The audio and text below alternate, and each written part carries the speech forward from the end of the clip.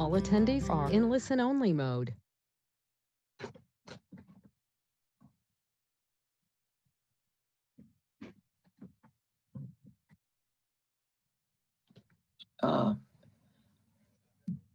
Do I have to turn on my mic to start the meeting? Yeah, you can.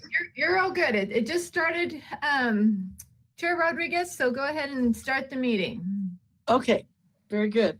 All right, this is our Zoom meeting of April 22nd for the Transportation and Circulation Committee. And first, I would like Mindy to do the roll call, please. Committee member Eve Sanford. Absent. Hillary Blackerby. Present. Andres Milavos. Present. Susan Horn. Present. David Collum. Present. And Chair Rodriguez. Present. Thank you. Are there any announced changes to the agenda? I don't believe so. Chair Rodriguez, I know there are no changes to tonight's agenda. All right. Now we have time for public comment for up to 2 minutes on any subject that's not scheduled. Is there anyone in that category on the line? I'm not seeing anyone at this time with their hand raised. If there's anyone that wants to make public comment, any member of the public can do so. You just click the raise hand icon in the control panel and I will unmute you and you have 2 minutes to speak.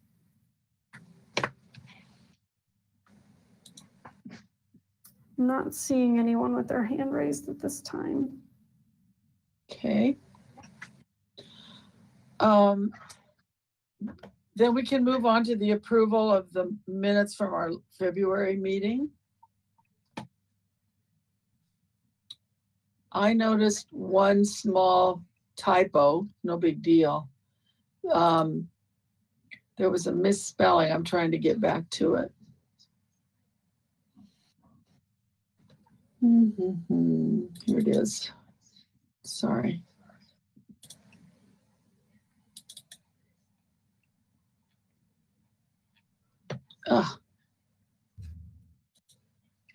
Just sorry to belabor this. Here we go. Can't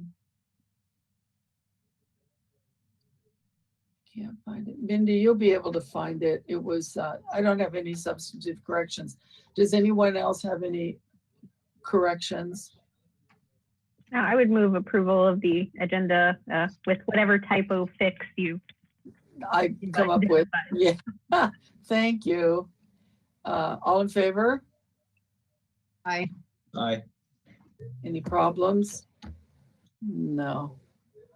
Okay, the minutes are passed and I'll find it. There was one misspelling.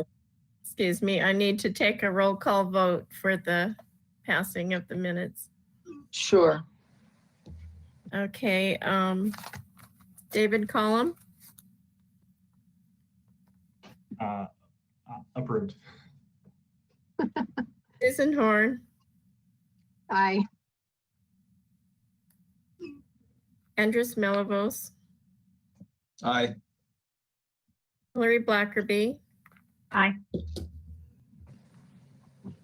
And Chair Rodriguez. Aye. Thank you. Okay, moving right along. Let's see.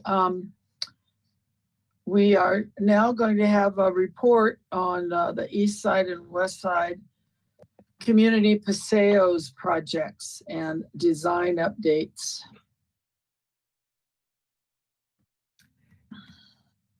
All right. Good evening, Chair Rodriguez and committee members. Jessica Grant, Supervising Transportation Planner with the City of Santa Barbara.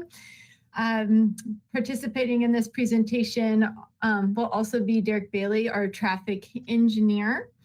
I The recommendation for the meeting tonight is that the Transportation Circulation Committee receive an update and provide comments on the design for the East Side and West Side Community Paseos Corridor projects.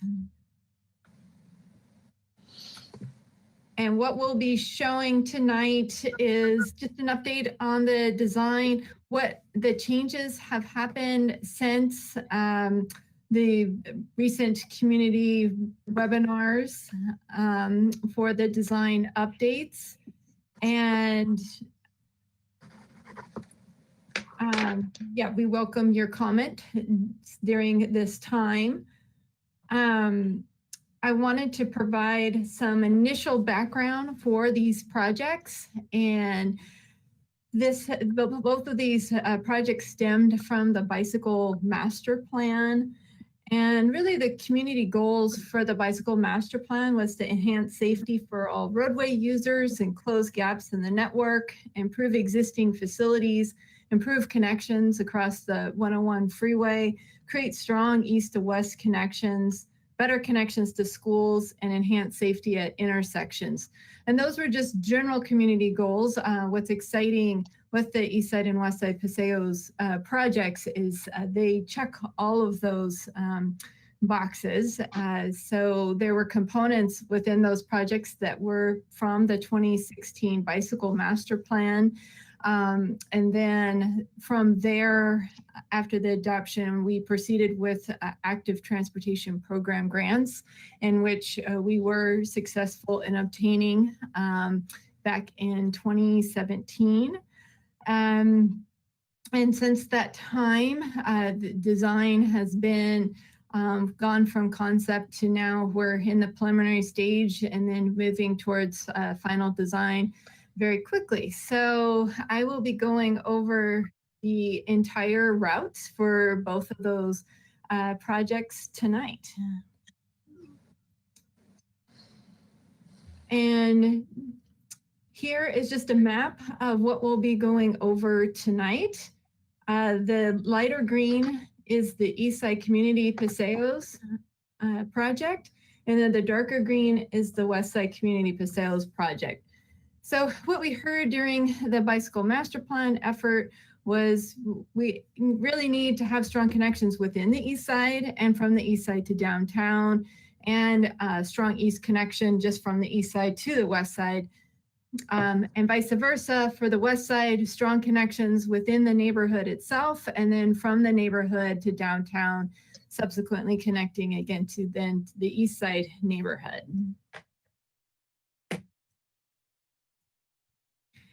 And the names have changed for these projects over time from what the grant title was that had referenced sort of Bike Boulevard as the name. And although that these projects do have components of bike boulevards or bike friendly streets, really the Paseo concept is to describe the overall network. And it isn't just bike infrastructure that's involved in these projects, but there's also pedestrian infrastructure as well, right near a lot of the schools that I'll be going over. As far as for the public comment format, what we're suggesting is after I go through the strip maps for the East Side Community Paseos to have a break and for public comment, and then for the West Side Paseos to go over again the network within the neighborhood, a break again for public comment, and then the downtown connection, which is SOLA, and then break again for public comment. Jessica, Ms. Grant, this is Chair Rodriguez. Would it be perhaps helpful if we had committee input broken into 3 steps as well as after public comment? Yes, that would be great. If there was any, questions or comments after each section, I think that would be helpful. Yeah, okay, thank you. And if decided at the end, if there was something that came up later that we needed to revisit, that is fine too. We'll have a chance for that summary. Thank you. Okay, so with that, I'm going to switch over on my screen to the first layout. So we're going to start in the east side, and what we'll focus on first is Aliso Street. And again, this was going to be the alternative to the very busy Milpas Street. And it's a way, again, for cyclists to go from Aliso Street without stopping.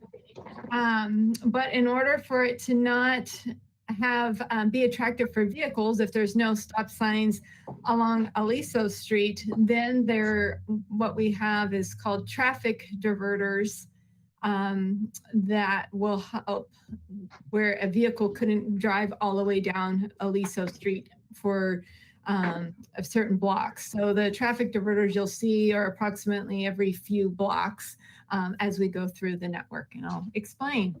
So starting, this is Aliso Street. And how is the, before I begin, Chair Rodriguez, is this large enough for, can you see this, or would you like me to blow it up a little bit? Well, other people can comment. I can make it larger on my own screen, Okay. but I don't know if other people can. I made That's- it I need it larger, please. larger. Okay. Yeah, larger would be helpful. Thank you. Okay.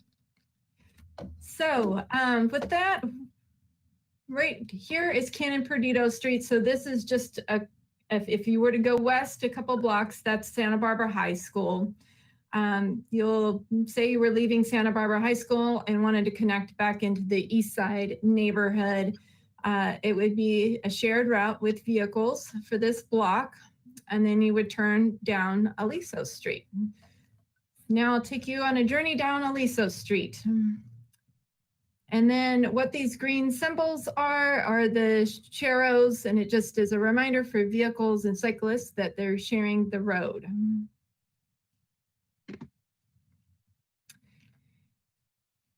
And again, the stop signs will be eliminated at the intersection on the Aliso side. At the cross streets, there will be stop signs.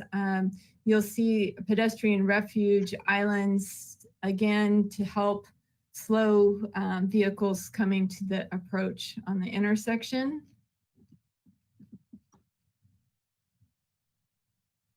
And as we pass De La Guerra, we're going down to Ortega Street. And this is our first traffic diverter. We had originally had it planned as referenced in the staff report for Coda Street. After looking at some of the operations of the neighboring Milpas businesses and analyzing truck movements, it was a change to go to Ortega versus Coda Street. And as far as for what the traffic diverter looks like, I'll scroll down real quick to a photo. This is going to be not exactly what we're proposing, but just a general concept of what the diverter looks like in profile. The Santa Barbara style would have brick inlays in the traffic diverter areas.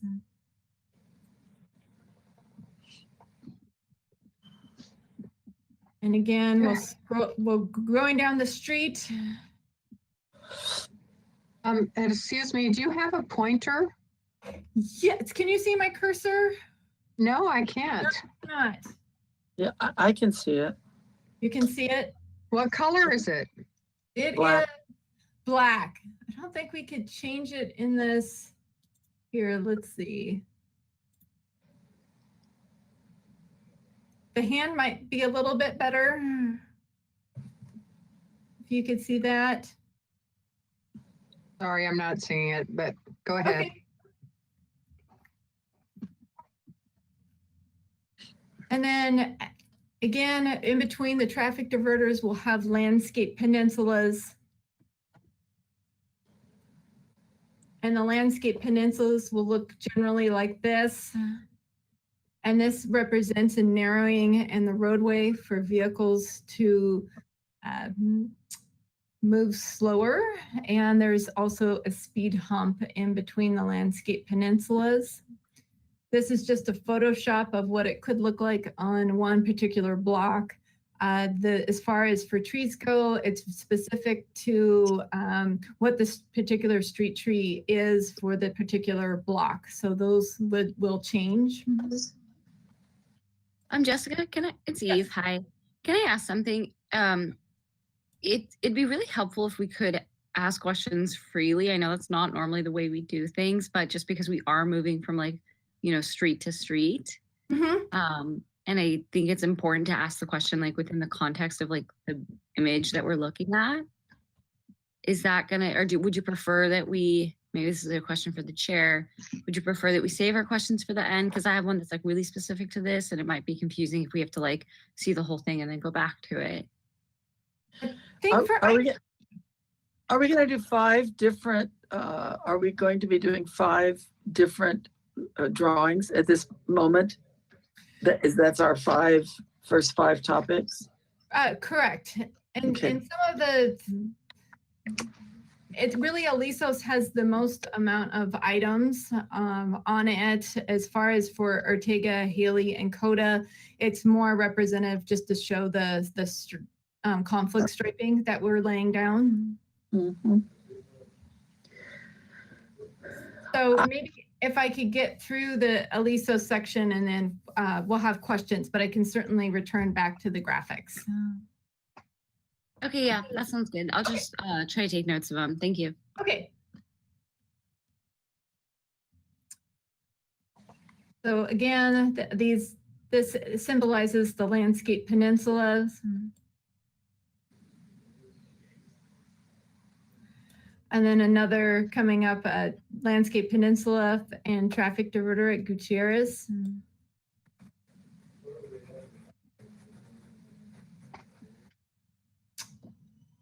And then where there isn't the traffic diverters at some of the intersections, again, to help with vehicles stopping at the stop signs. Again, we have a pedestrian refuge islands. I'm going to move now to the 2nd Street on Alisos.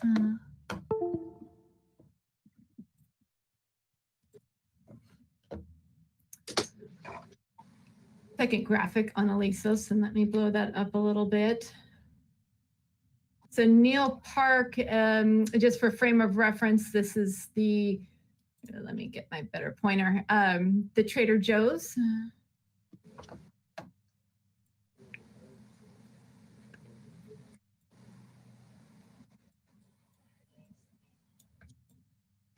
And then we have our final diverter on Mason.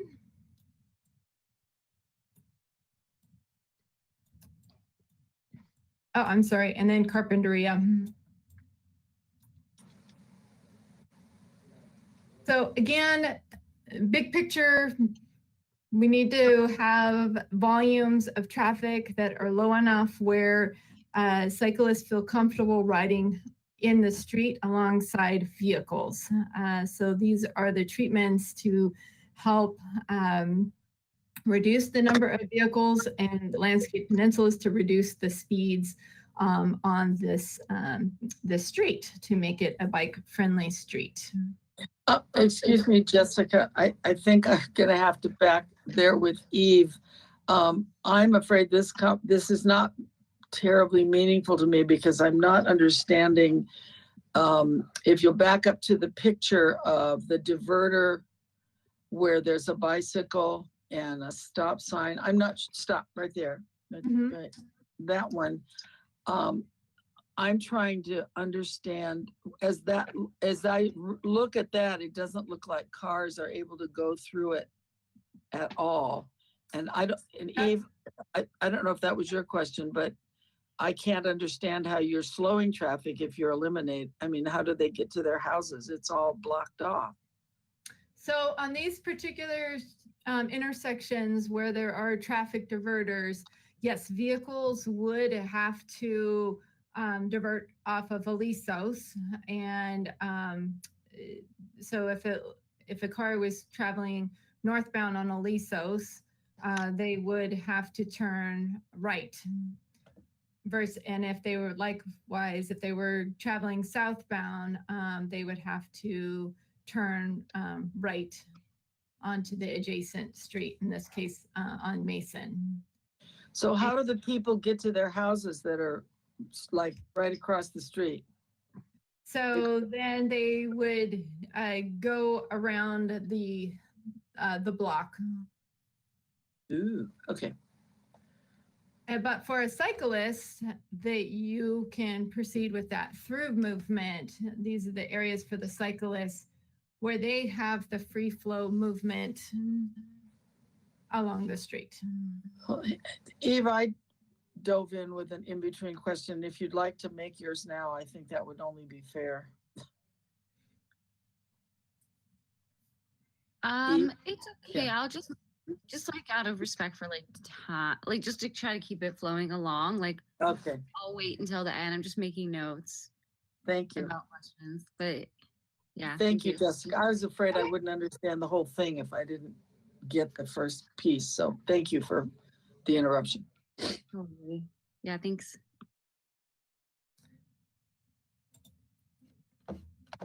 All right, so for Haley Street, I am going to start, that is the eastbound bike lane that will get you from downtown back to the east side.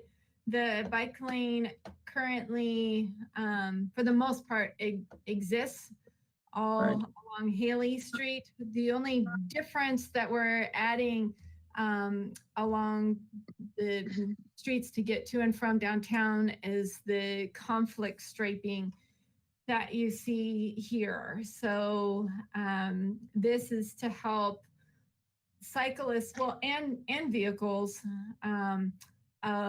to be looking out. So let me blow this up a little bit just so I could explain the movement. So this, let me get my little hand. So if you're a cyclist, you're in the nice buffered bike lane, but this is an area where vehicles could be turning right.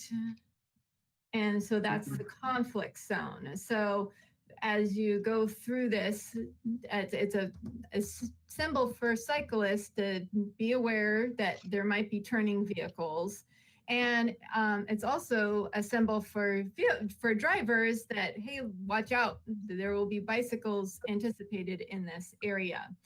And then what we call these is green skips through the intersection to properly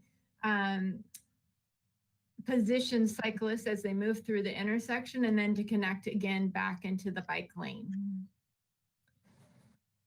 So I probably will not go through the entire strip map for this, but that's generally going through every single intersection with this similar format in terms of, again, defining what the conflict zone is and in proper position through each intersection. Okay. Next one, I will focus on CODA. So the CODA bike lane will get you from the east side to downtown. Again, the bike lane does exist now. And again, it's the same, just adding conflict striping awareness for the intersections.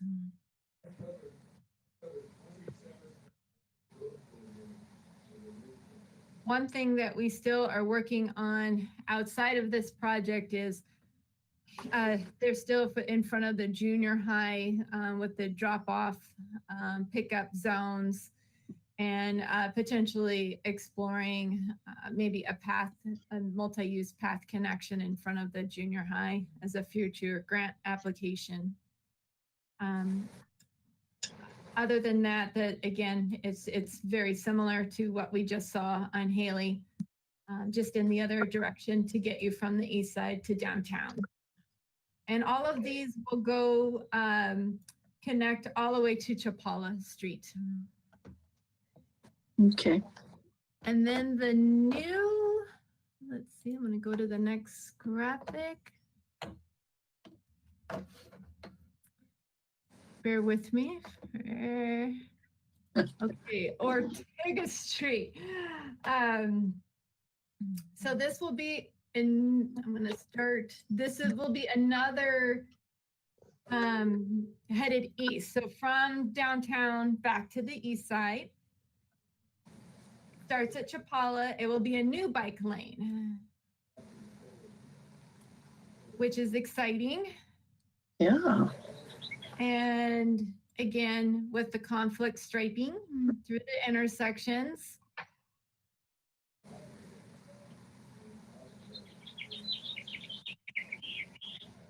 And the only thing there right now, once you get to Ortega Park, we have it cyclists sharing the roadway with vehicles this one block.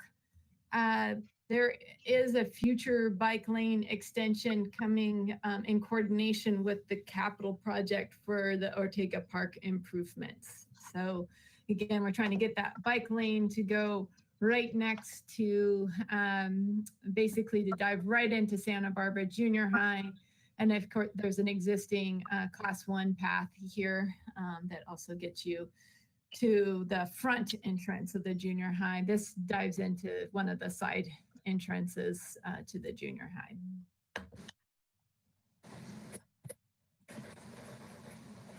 So with that, that is the East Side Paseos project. And we could open up to questions and then public comment, anything related to the East Side Paseos.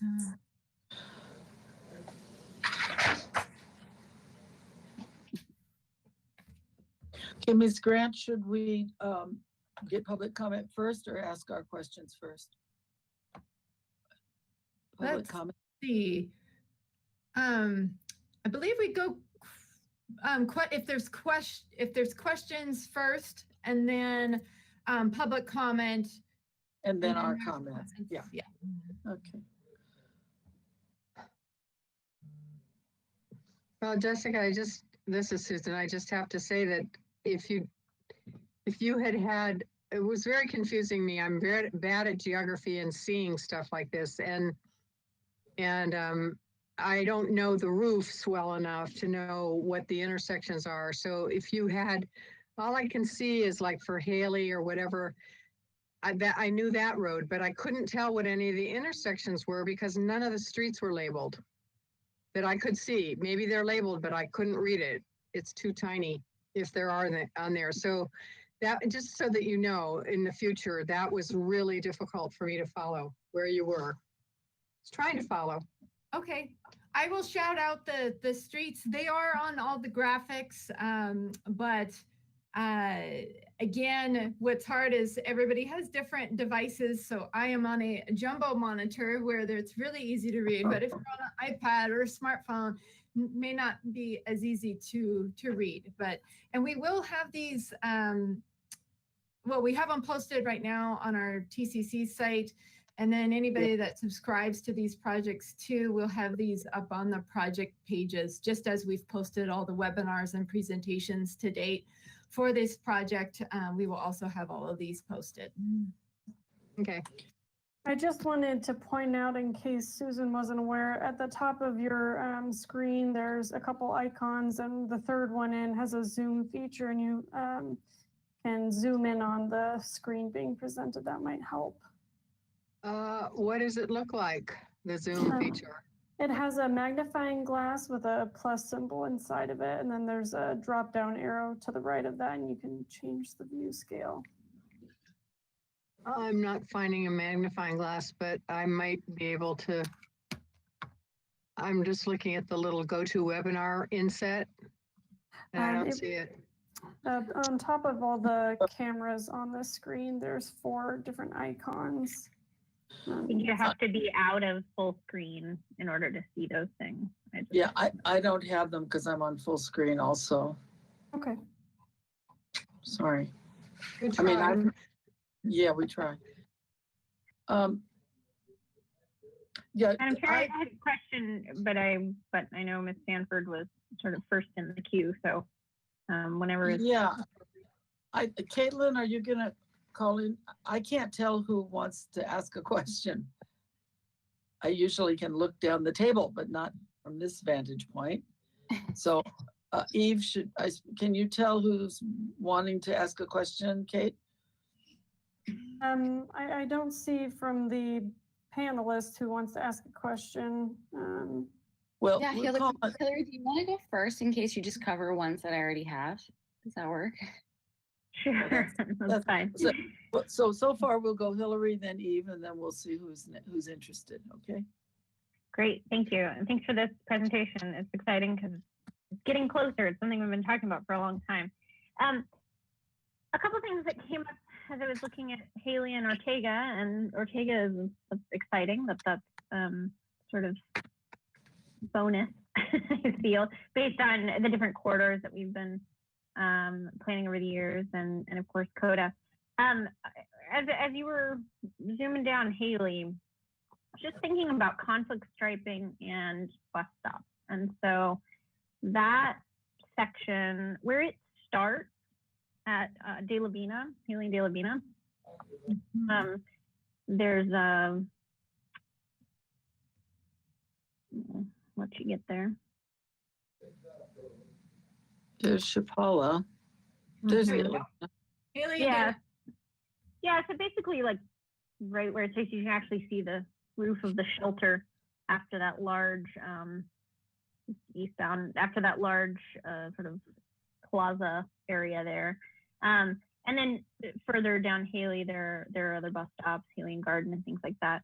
I'm just curious that, you know, when there's a what I would call a far side stop like that, which is essentially once you're through the intersection, that's where a bus stop is. I'm wondering if, you know, we have this great conflict striping, you know, for motor vehicles turning. Obviously, sometimes there's nothing to do but pull into a bike lane for a bus, but I just want to make sure, you know, or see what's possible so that we're, you know, sort of being clear about who can be where, and to warn folks, to warn cyclists and motorists about kind of what's going on in that area. And so I'm curious, and maybe this is a question for Derek, but when you have bike lanes like this and you have the conflict marking, I'm wondering sort of what are the best practices for interacting with bus stops? Derek here. So there's two configurations along Haley Street. There's the one we're looking at right here, where the bike lane's up against the curb. And that's because there's just not enough room on this one particular block of Haley Street to retain the parking. So this was the one block along Haley Street that was parking removal approved as part of the bicycle master plan.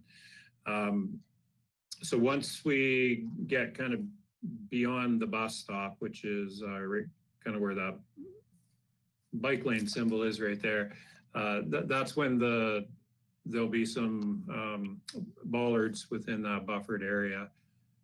And then once we get further east of Chapala Street, that's where the parking section begins. We are going to be repaving Haley Street in 2022, next year. So when that happens, we're actually going to make that parking lane along that side of the street 1 foot wider, just because a lot of people tend to park with one wheel kind of in the bike lane zone. And that kind of also kind of relates then to the bus stops as well. So there'll be more room for cyclists to pass a bus that stops within that area. Yeah, ideally there'd be even more space, but we are limited by the width of the street right there. So as far as best practices go, ideally the buses can pull fully through or stop outside of the bike lane, but we're limited by real estate. So this is the best we can do with the conflict striping and creating as much space as we can. Yeah, less about sort of lane width and more about, you know, warning warning folks of possible conflicts. So like where that bike lane starts at De La Vina, you know, I mean, would they ever start later or have sort of the skip track at the beginning of the you know, like on the far side, so that people be like, okay, well, a bike lane is gonna be starting after this bus stop, and then it starts in that way. Just thinking about that so that there's more predictability, because if you were, I mean, hopefully you would notice it and see it if you were crossing that De La Vina intersection, but you just hate to set people up to like, okay, I'm gonna start a bike lane. Wait, what? Bus stop, which is still gonna be there, but just having some kind of warning for everyone, I think could be helpful. So just thinking about ways throughout all the different corridors to kind of make it clear what's going on and what the multiple uses are. And yeah, obviously if they can fully pull out of the bike lane, that's ideal for everybody, but you know, we got some pretty narrow streets. It's not always possible.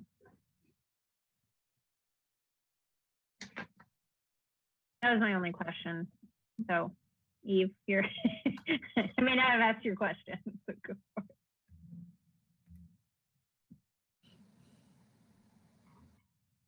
it.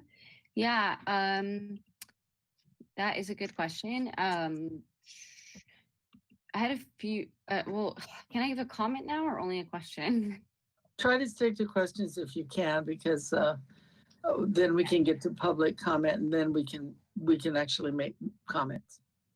Okay, yeah. So I guess my first question around it would go back to like one of the very first slides we've been showing and using a lot, like in our sort of in the public information, like flyers and like city announcements. I've seen that graphic that shows the overall like map of the east side and west side paseos and how they connect to each other.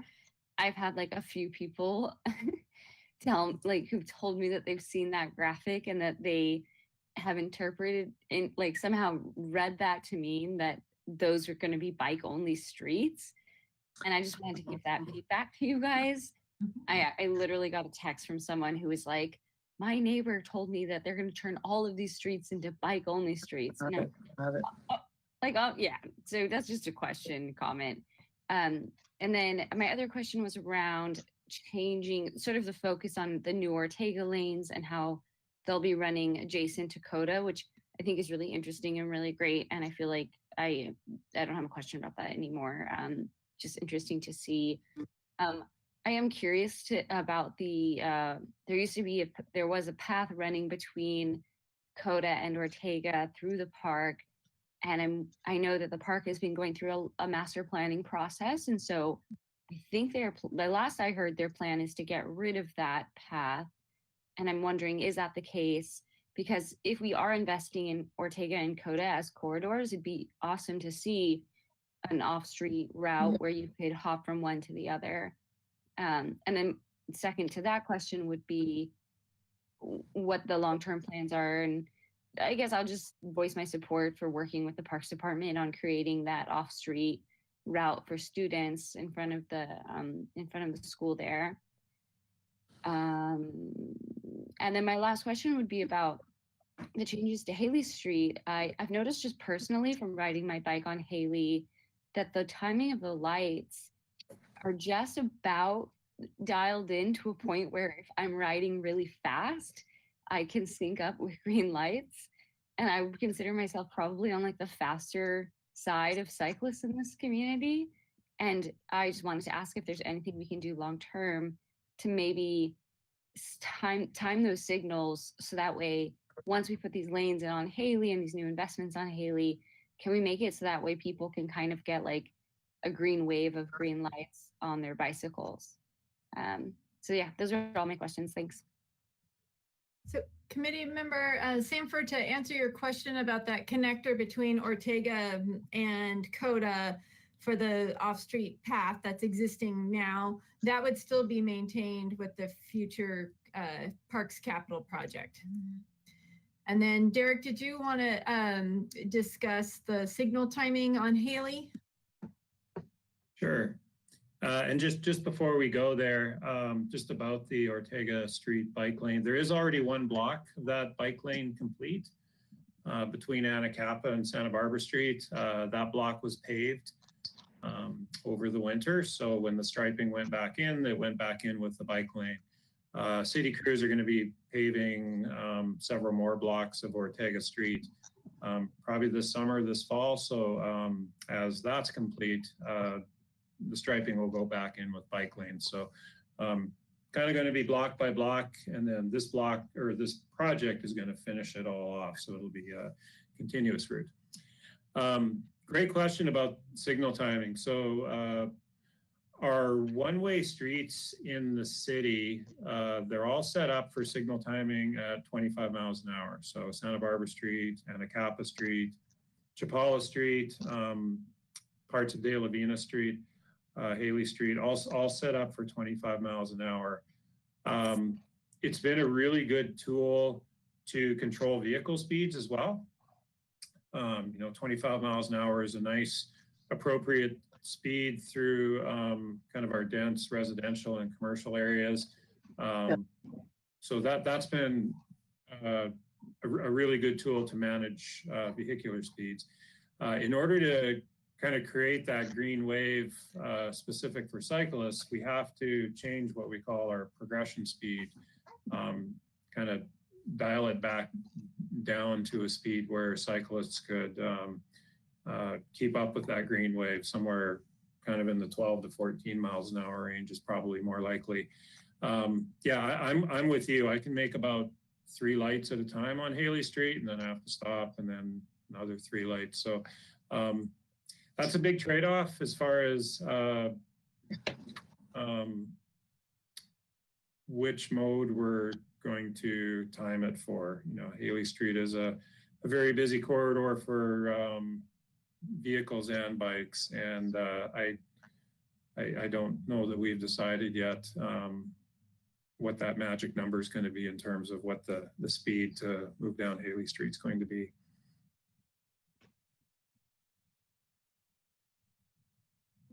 Okay, great. Yeah, thank you.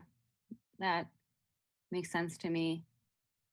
It's like I'm doing all this math in my head. Like, how fast am I going? Am I going like 12? And that's why I'm hitting like 12 and a half and I'm somehow making these. I don't know.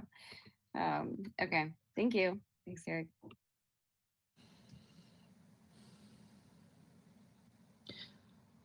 Anyone else have any questions at this point? I have one. Is somebody else going to talk? Okay. I'm just curious on the Alisos, the question I was asking earlier about the diverters. How did what was the comment or consensus or opinions on the December 9th webinar when you showed the Alisos Street where they were not going to be able to get directly into their blocks? I'm curious how that went over. Chair Rodriguez, the general consensus is we continue to get support of this project overall. And of course, just with anything of a new sort of roadway treatment, it was just spending time explaining what it does and what you have to do. I think in terms of the function for a car, it's much easier to go around the block in a vehicle than for a cyclist. And so they understood that for this particular street in the neighborhood to have a better connection within the neighborhood, that those are the opportunity costs to have a bike-friendly street in the neighborhood. If I could add to that too. One of the things that we kind of worked through with the traffic analysis was how far apart to space these devices. And the kind of the balancing act is as we rotate the stop signs to favor Aliso Street, so that as a cyclist, you can get from end to end without stopping, and it's a nice, efficient route. The challenge then is like, are we going to attract a whole bunch of drivers from Milpas so they don't have to deal with all the lights and they can just drive from one end to the other? So kind of the balancing act is keeping local traffic local and kind of the busy traffic on Milpas Street, keeping the speeds down, but at the same time, not making it too onerous to access one's home. And so kind of the magic number spacing that we ended up with was every 2 to 3 blocks. So I think Jessica's showing the Ortega Street diverter there. If you just scroll up just a little bit so you can see Coda Street as well, Coda and Ortega. Mhm. I'm going in the wrong direction. Oh, Hold Coda's on. below. Which way is up? Yeah. Can you Yeah. show both Ortega and Coda at the same time? Yeah.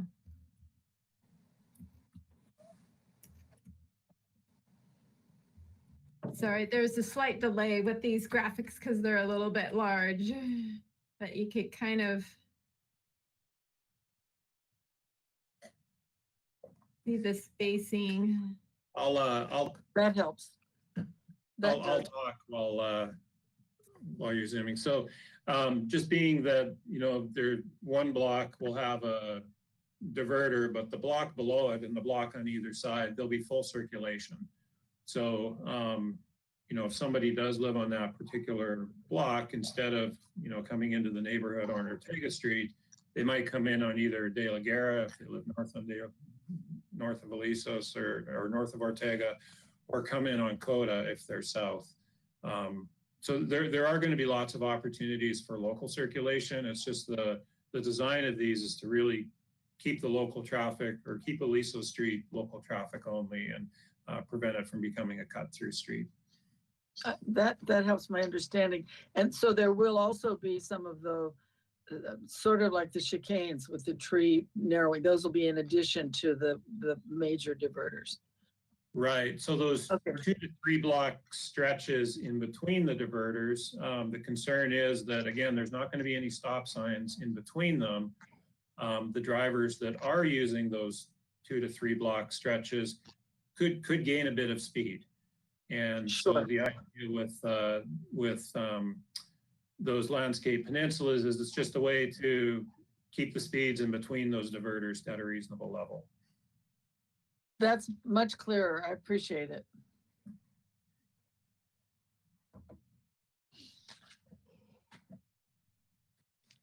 Well, if there's no further questions, I guess you can go to move over to the west side. Oh, I'm Chair sorry. Rodriguez, we'll take Public public comment. comment if there is Public anything comment. on Yeah, the yeah. internet.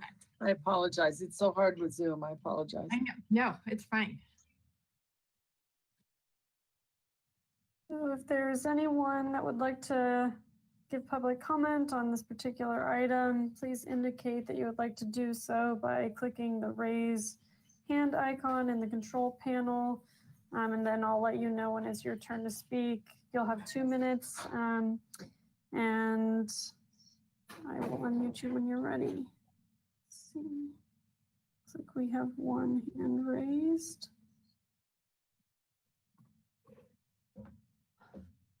Barry Remis, okay, I'm gonna go ahead and unmute you. And you'll have 2 minutes to speak. Jessica, do you have the timer available? Yes. Okay.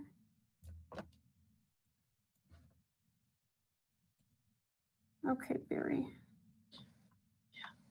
You should be unmuted now. I believe I am. Thank you. Good afternoon, Madam Chair and committee members, commission members. And I will have probably a couple of comments to make as we proceed, as we complete our journey to the other side of town and some of the other aspects. But just wanted to say thank you to the project team. Anytime we're able to actually see introduction of buffered bike lanes is great. And we realize, of course, due to road constraints in many of these stretches, it's not possible. But for example, seeing a new stretch of a short block of buffered bike lane on along Haley Street near from De La Vina over to Chapala adds a little bit of protection, and it's also nice to hear about bollards included in that too. Also great to see the new the new Ortega Street bike lane to be introduced in segments. And also want to point out one thing, I guess, that I noticed is that as part of introducing more bike traffic along Ortega Street with the introduction of the new bike lane, it appears that we'll also have a new all-way stop at the intersection of Olive Street and Ortega. And perhaps Mr. Bailey can let us know of what was the impetus for that, but it seems like that might be able to help add to a safety element. Oftentimes along Olive Street, some of the cross streets, we always don't always see full compliance with stop signs or lack of stop signs along that stretch, so it can get a little bit tricky sometimes in terms of confusion. So it's nice to see an all-way stop there, and I think that's that. Thank you very much. I'll probably speak a little bit more later. Okay, thank you, Barry. I'm going to go ahead and lower your hand. Is there anyone else that had any public comment for this particular item? Okay, I'm not seeing anything else at this time.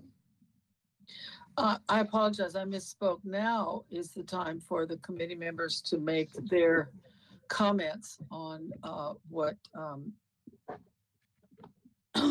excuse me, what Ms. Grant has just covered. So does every member wish to speak at least a little bit? I have one comment. Great. Yeah, there's this question about the diversion peninsulas and just what they effectively do to the radius of the corner of that intersection. I was just curious, of options to divert traffic, what possible other options exist? Because I'm thinking like the Olive and Sola Street, like it's almost like a little bit of a roundabout where it clearly forces you to slow down and divert or navigate that, but you don't necessarily lose the radius of the corner or the, I'm thinking somebody moving with a U-Haul having to navigate that, it seems like it pretty significantly reduces the radius of that corner.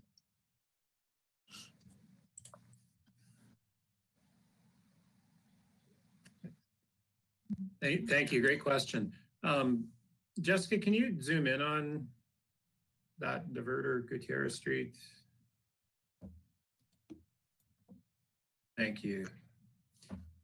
Yeah, so as far as what options are available, this is the most cost-effective option. So it's just a raised island and it just prevents through traffic from going up and down the street. Another style of diverter that we're going to be looking at on Sola Street is where we have basically giant curb extensions on the far side of the intersection that prevents through traffic from going through.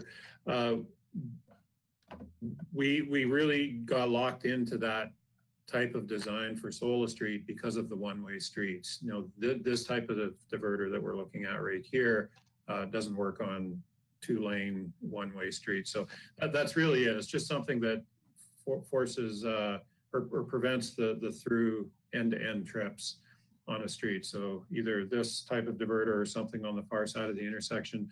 A mini roundabout slows traffic, but it doesn't necessarily divert traffic. So it has the speed control, but not the volume control. And we really need both on Aliso Street. As far as how do we accommodate larger vehicles, two options, as we mentioned. You know, these are going to be spaced every 2 to 3 blocks. So if there is a really large truck that can't get through, it would be appropriate for them to enter the neighborhood on the next block down. But these diverters have been designed to accommodate fire trucks, trash trucks, kind of the larger service vehicles, but not like the 70-foot long semi trucks. And if you notice the shape of them, if you can even zoom in a little further, Jessica. Yeah. There. That's great. kind of the hardest movement for trucks is going to be turning right off of Alisos onto a side street. So we're kind of where there's that right turn arrow on the pavement right there. Yep, just following Jessica's cursor. So you can kind of see the shape of the diverter has kind of been, it kind of slants as it goes through the intersections in order to create a little bit more what we call accepting room on the far side. So that's really what that's all about, is just we've really tailored the shape of these diverters to make sure that some of these critical service vehicles can still access the neighborhood. And then as and- needed too, if you want to discuss this too, Derek, for the fire truck for passage. Oh, yeah, thank you. That center island there, so the cyclists, when they go through, they'll be kind of straddling that center island. There's a little passage through the island on either side of that. But that island can be straddled and driven over by large fire vehicles if they need to get north and south on that street. Thank you. One follow-up question. Is this an introduction, or I couldn't think of one? Does this one exist of this style on the streets of Santa Barbara today? Not in Santa Barbara, no. Other cities have been building these. San Luis Obispo was the first that I'm aware of, but obviously Portland Bike Friendly Street has quite a few of these now. So, but this is something new to our city. Okay, thank you. If I can chime in real quick, we actually have someone that has a question or wanted to give public comment. Are we able to go back on this item? I didn't see a hand raised icon, but. So you have a new hand raised icon that just showed up? Yeah. I think that's fine. You know, it's difficult electronically.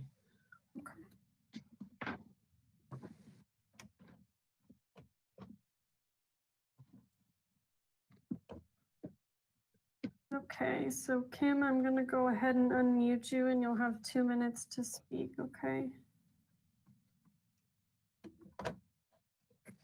Okay, whenever you're ready. TCC members, hi, thank you. I don't know, the little green thing on my hand is raised, so I don't know what went wrong, but thank you for taking my comment. My name is Kim Stanley and I direct the Safe Routes to School program, and I just wanted to thank the city for coming up with these really great plans that I hope will allow families to make the decision to allow their kids to bike to school. So many of these routes will affect so many of the schools, not just on the east side, but when we get to the west side, Paseos as well. And I don't know if I'm going to be able to stay that long on the call. So I just wanted to applaud the city's efforts in providing safe infrastructure so that kids and families can make the choice to ride their bikes to school. Thank you. Thank you.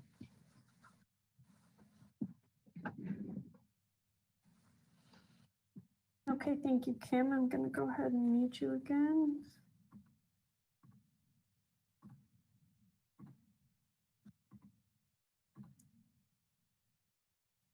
Ms. Blackerby, are you interested in making some closing comments on this section? Whoops, sorry, there's an ambulance going by.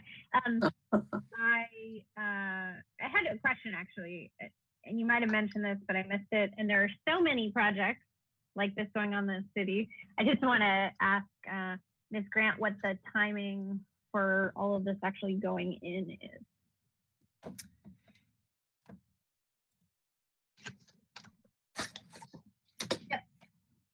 Thank you, Chair Rodriguez and Committee Member Blackerby. For construction, we're trying to have an early 2022 construction timeframe.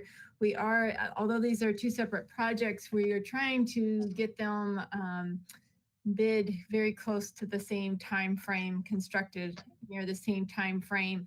We won't know order of construction or that until we have a contractor on board. But that's something that we'll work with the contractor. And of course, because these are safe routes to school routes, we're sensitive to that to make sure to minimize any disruption or construction during the heavy school times as well. Great, thank you. But yeah, it's really exciting. It's, you know, Alisos was the first sort of concept of having a bike boulevard in the city. And so, but I mean, at least in my time being involved. And so it's exciting to see it actually be close to, you know, going out to bid. So congratulations. And I know a lot of thought has gone into all of this block by block. But I think it's going to be a real game changer for the neighborhood. Terrific. Who's next? Eve, do you want to make some comments now? Yeah, I would echo like everything that committee member Blackerby said.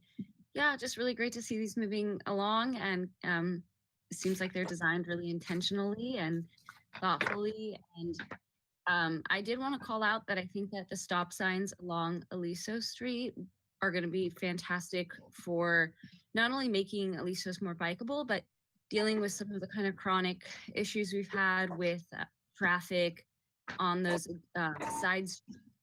If you guys remember, there's been like a KUIT story about this like 4 years ago or something, but there have been issues in the neighborhood with cars speeding as they're like on their way to the Upper East Side or the San Roque area. And so I think by having those stop signs placed the way we're putting them, not only are we benefiting people on Aliso Street, but we're going to be hopefully improving and slowing down and bringing some traffic calming to those other streets that that they cross. So excited for that.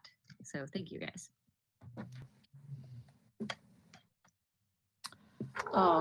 Mr. Collum, do you have anything to add?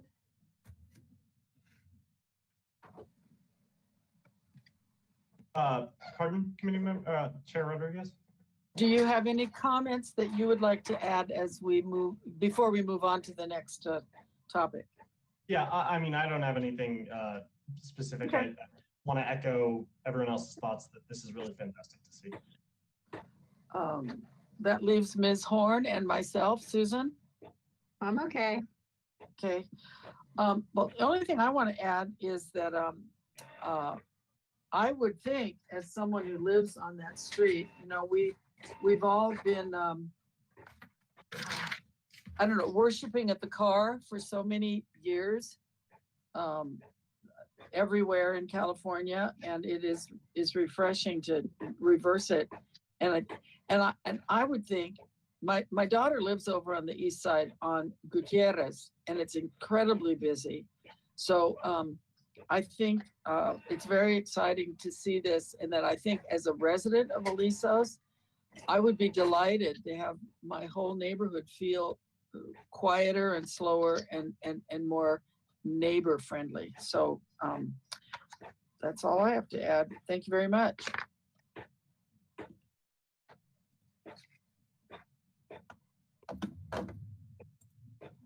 Okay. With that, I will move on to the west side. I'm going to start with the strip map on Gillespie Street. We see this as the very strong neighborhood route, very similar to Alisos as the neighborhood route, connecting La Cumbre Junior High, Santa Barbara Community Academy, Harding Elementary School. And then we'll go into San Pasqual, which is not only also a neighborhood route, but we see that as a strong commuter connection as well to then go into the downtown. So with that, let's start on Gillespie.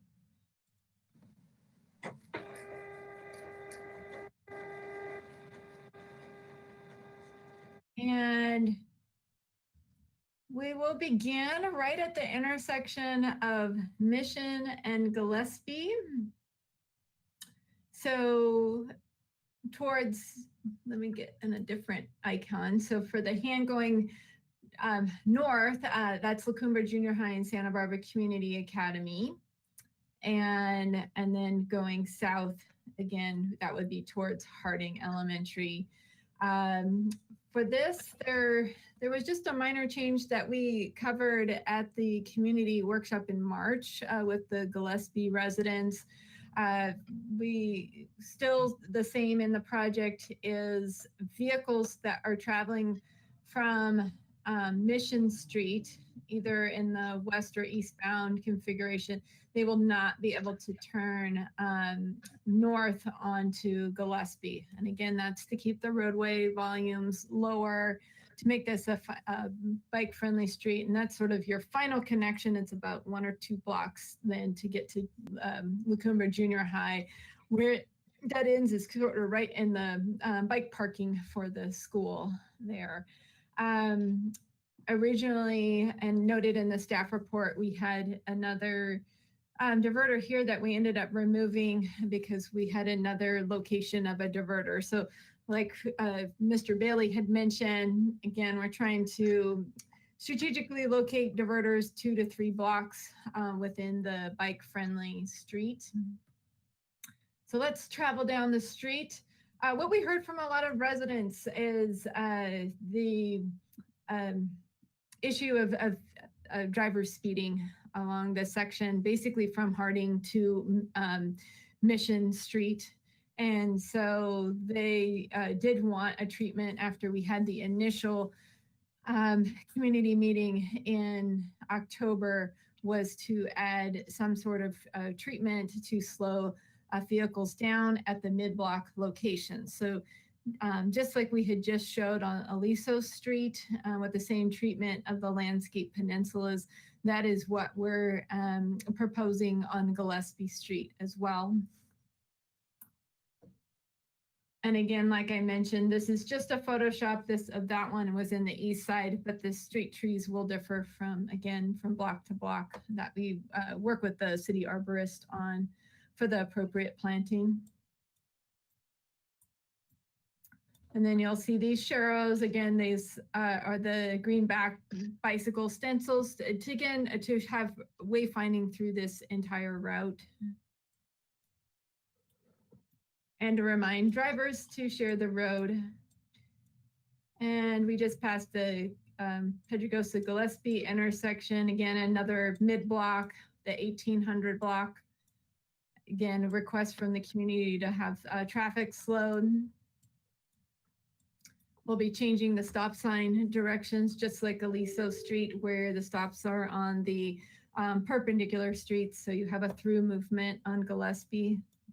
There will be one instance where we do have an all-way stop, and I'll explain that in just a moment.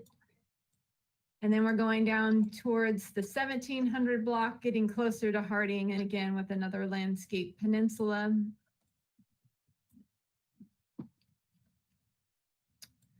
And then we will have our first diverter. And then this one looks different from what you saw on Aliso Street. And I'm going to flip into a different view, the Google Streets view.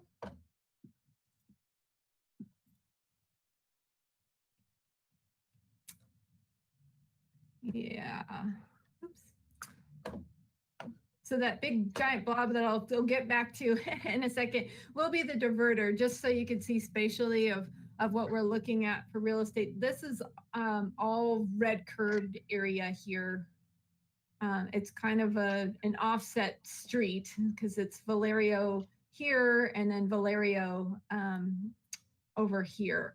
And so again, we would have a traffic diverter at this location. But for this area, we have a great opportunity to have a lot of landscaping in this one section. So I'll flip back to the drawing. So for there, again, in the green areas, that is where we see is landscape opportunities, where we'll be working with a landscape architect on what that palette looks like. And then here would be the through movement for cyclists. And then there's these profile projections that, again, will tell cars to not move through there, but it does allow for an emergency vehicle, such as a fire truck, to move through this if it's needed in an emergency.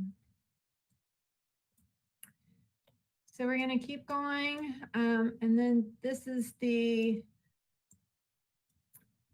sorry, my screen's just freezing slightly.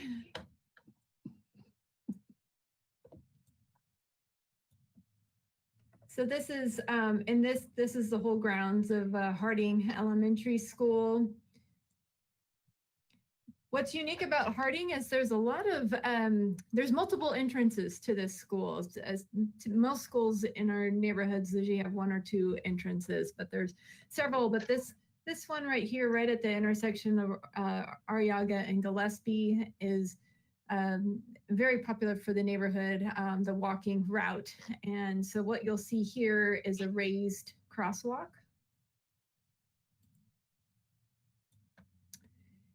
And I'm gonna keep traveling south. So what we had in our first workshop, we did originally have a diverter at this location, similar to the diverters that you just saw on Aliso Street. And let me go to another graphic. What we heard, because we were gonna have to change the direction if we had a diverter there of the bus route. So this is the current, this is Gillespie Street, this is Mitchell-Torina. And this is from the arrows is the bike, or the bus route. And what's nice about the bus route is, and there's just a couple images here, is the buses drop off on the school side of the property. If we had a diverter there at that intersection, we would have had to reverse the bus route and put the bus stops on the sort of the residential side. And there was a lot of concerns about that because I think the dominant use is getting to Harding Elementary, and they wanted to maintain that drop off being on the school side. So that's why we changed that diverter location from Gillespie and Mitchell-Torina to Gillespie and Valerio. So that was, again, we discussed that in our March community meeting, and that was well received. But there is still an issue with this intersection, although we want the free flow movement for cyclists. This is one intersection that we felt strongly to just have as an all-way stop. And that was also supported by the residents, again, to have a stop sign. This is the free flow movement right now. And it's difficult for families to cross during the peak hours. So this having an always stop helps facilitate that. And it also helps just define again who has the right of way there. So as we pass this intersection,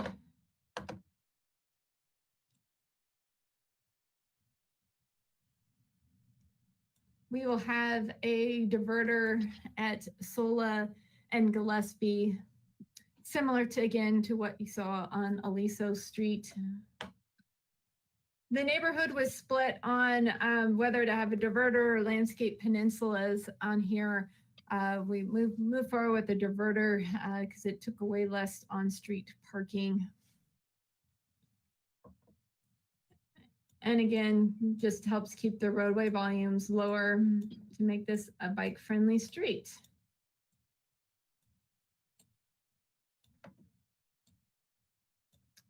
And that concludes that portion of Gillespie. And I will hop over to San Pasqual.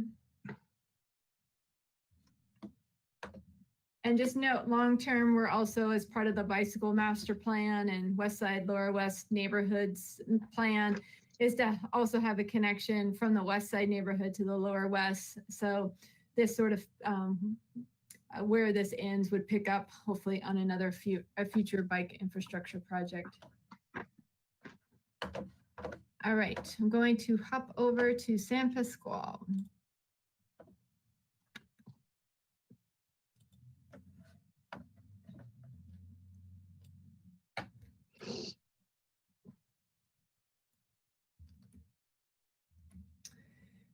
So no major changes. I'll highlight a couple changes since the community meetings. One of them that's not a change that still continues is there's going to be a multi-use path connector between Modoc and San Pasqual. This is Mission Street. For those of you that have traveled anytime during the peak times during this roadway, it's very congested with vehicles. And again, these are going to be, these bike-friendly streets are to encourage riders that are less experienced riders, and we have to have treatments to make them feel comfortable in getting to and from school or other key neighborhood destinations. So this is one, again, that allows cyclists to not compete with vehicles at this movement, but rather to have a separate dedicated path right here. So although it's very short, it's a very critical piece to our bikeway network. One of the things that is a change since the community meeting was to, so say you're coming from the San Pasqual or West Side neighborhood and you do want to get to Cumbre Junior High, and again, you're in maybe a peak time and you need to make this movement. Let me get my cursor again. So as a cyclist, I'm moving up the street and then you need to make this left turn to get onto the multi-use path.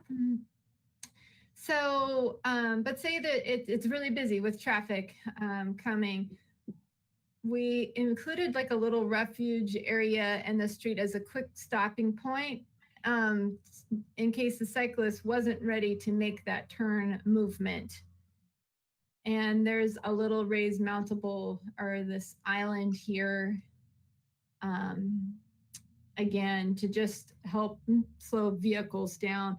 It's hard to tell here, but with the grades, this is sort of an acceleration point for vehicles as you come up onto San Pasqual. So yeah. I think this was a really nice added treatment. The trade-off is that it removes a couple of on-street parking spaces, but again, in the name of Vision Zero for safety, we do like that as an added feature to the bike-friendly street. Just like Gillespie and Alisos, we also heard about speed concerns as mainly on the blocks just as you start to approach Mission Street. So again, we'll be adding some landscape peninsulas at the 1900 block and 1800 block.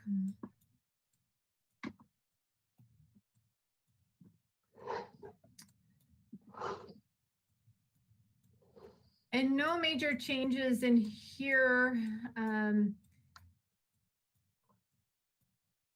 It was more concern of speeds towards as you get closer to Mission.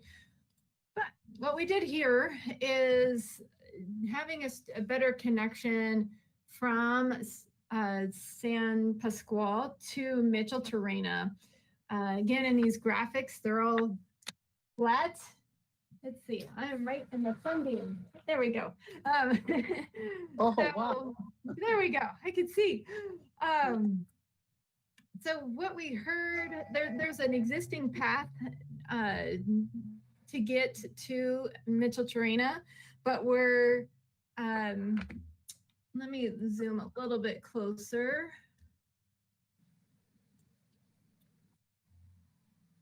So there's a huge grade difference between San Pasqual and Micheltorena.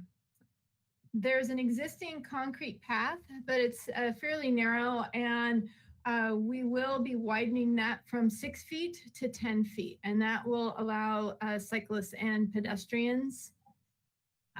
Of course, this is just a little quick sketch of an icon, but the path will, as far as for it turning, it will turn right into this cul-de-sac area.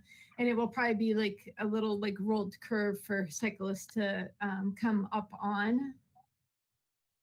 And then again, depending upon time of day, your cycling ability, you could come out onto this path and then make a left turn to get onto Mitchell Terrena to then go downtown.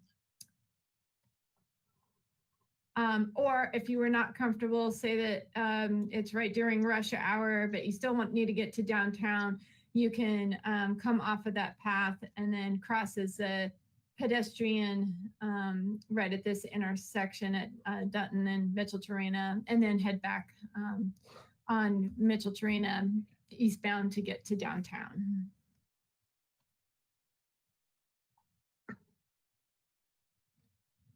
Okay. So those are the major changes on San Pasqual, and then I'll move to the first part of Mitchell Terrena, and then we'll take some questions right after that before we do the downtown section. So since the community meetings, the only changes were that we were going to have raised bike lanes on both the eastbound and westbound side for certain sections. Because we wanted to have that stronger connection to San Pasqual, and I'll zoom in on that, to have a better turning lane. So say you're coming from downtown and then you want to get to San Pasqual Street, then you can go in a dedicated right turn lane. So cyclists, this is, again, what you see is a flat graphic, but this is just as you're starting to, you're going down the hill. And so if for those that want to continue, they don't want to go on the San Pasqual connection, you also don't want to have a bike-to-bike conflict. And so we wanted to be able to accommodate a through movement for cyclists and then a right turning movement for cyclists to get to this path connection. The bike path will still be raised in this one section here. The highest speeds are, as you, for drivers, is coming from downtown into the west side as you kind of crest down that hill. That's where we felt like that needed the most protection for cyclists. And no other changes to the proposed crossing. That was well received by the community to have rapid flashing beacons. And then there's a little mini diverter. So if you were coming out of Dutton, you would need to make a right turn out of there. You wouldn't be able to make a left turn onto Mitchell Terrena.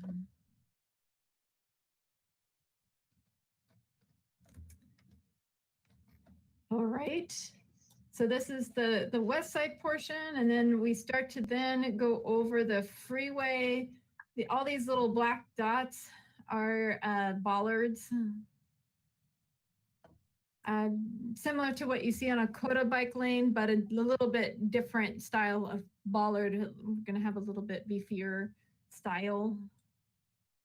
Similar to, I think, what you see on State Street right now at the intersections with the large planters. There's some bollards.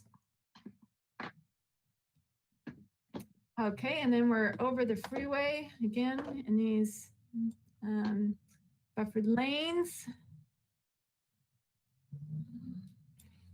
And then this is where we'll start to turn on Castillo to make the connection to Sola Street, and I'll be going over that connection too in more detail. But the biggest thing here at this intersection was how to properly place cyclists and to minimize conflicts with vehicles. So again, as a cyclist, you're coming from the west side going to downtown. you have two options. Your first option is to go into the Castillo Street southbound bike lane, which is the same as it is now. Say I wanted to get to City Hall and just wanted to take Castillo all the way down, that's fine. So that's one option. But if you want to connect via the SOLA bike-friendly street, then again, the properly positioning yourself as a cyclist. Again, noting that there's right turning vehicles, but this going through those skips and then positioning yourself here to then make that turn. And this is what we call a contraflow lane. So this would be the southbound cyclists. But we'll discuss too, just briefly, when we get to the SOLA section, there will be a northbound contraflow lane for the cyclists leaving downtown, wanting to come back to the west side. So there was really no major changes as far as the intent, but spent a long time just with their striping plan of how to properly position the cyclists through this intersection. And that concludes this portion, and we can have questions before we go on to SOLA and public comment as well.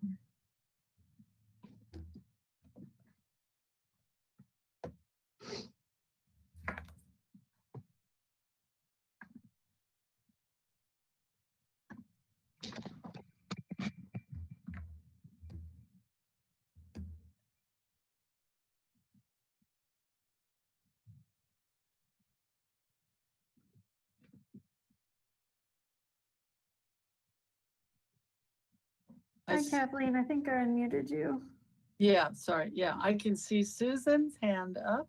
Ms. Horn. Yeah, Jessica, I had a quick question about Mitchell Terena. Is Dutton that alley that's right by Super Cuckoos?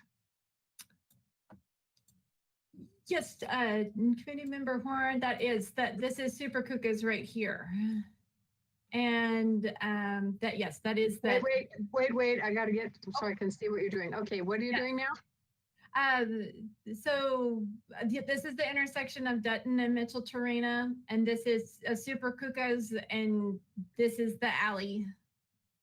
Oh, okay, got it. Okay, just wondering. And so the other thing I wanted to ask you about is on Gillespie. I didn't see it going all the way. I didn't think you had the maps that had it going all the way to the junior high. Maybe I missed it. But when I was at a community meeting and talking to people about making Gillespie a more of a bike route, one of the main things I heard was people were like really, there was consternation about making it a bike route because they were afraid of having more parking problems closer to the junior high on that block and the next block, particularly before you get to Mission, because of the street sweeping where they have to clear out completely, you know, for the day that they do street sweeping. And all the cars are supposed to be gone from that road. And I just wondered, did that ever come up in your comments? And is the bike route taking away parking spaces, or is it, I just wasn't sure what the impact was. Committee member Horn, I can answer that question. So going back about 7 or 8 years ago, there were part-time bike lanes on Gillespie Street, and then from this intersection you're looking at in the image, they would go west along Mission Street and then down Robin Street towards Harding School. And they, when I say they're part-time bike lanes, There was a parking prohibition on the side of the street that went towards the junior high in the morning. Oh, that's right. And then Mhm. away from the junior high in the afternoon. And Right. we did a bunch of counts back at the time, and at the request of residents, they were frustrated moving their vehicles all the time, and they just weren't seeing anybody using those part-time bike lanes.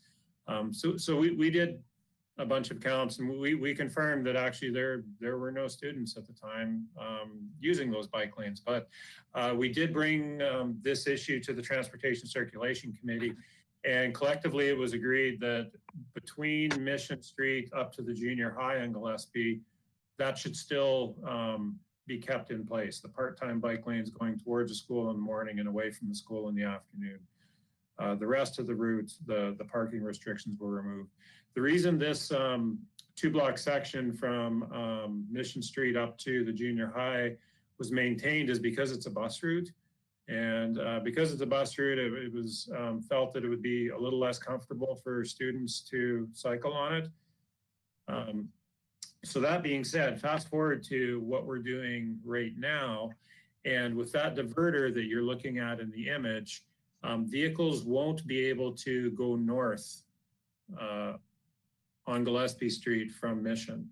So, it's going to be a very low volume street in the northbound direction for cyclists. So we will wait until the project is complete and reevaluate, but it's very likely that the parking prohibition going towards the junior high in the morning can be lifted and parking restored. It's likely that we'll want to maintain that in the afternoon just because the buses are coming down towards Mission Street, probably the same direction that we're encouraging cyclists to go. But that evaluation will take place post-project. Okay, yeah, now I'm remembering it better. Yeah, thank you. Good detail. Yeah.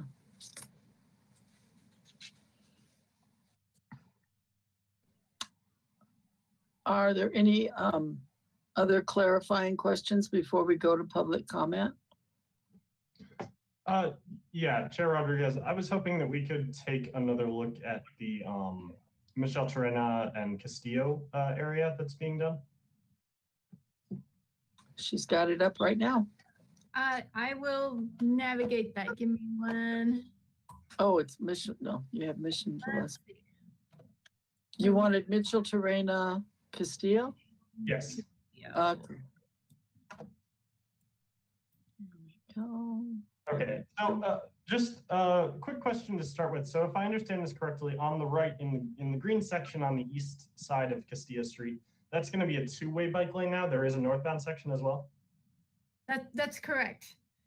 Okay, And then we do I guess. have another graphic, and I can get to that one section. Yeah, I realize I'm kind of jumping the gun because I know this leads into the SOLA area, I think. But I guess the question that I would have is, for cars, is there going to be any signage that kind of helps to delineate the fact that there are sort of two separate bike lane sections? I mean, I'm sure that all of us have witnessed, and I personally witnessed on Castillo Street specifically in a different area, cars mistaking that bike lane for a two-way lane. And now that there's going to be two separate sections of bike lane, I guess my initial concern would be that it would be even easier for cars to mistake that it's solely a one-way street. So I'm curious what considerations may have gone in there or are being addressed. Sure. So as part of the project, we would have to remove parking along this side of Castillo. And then these black dots here would be the bollards. Again, for buffered lanes and bollards for extra protection.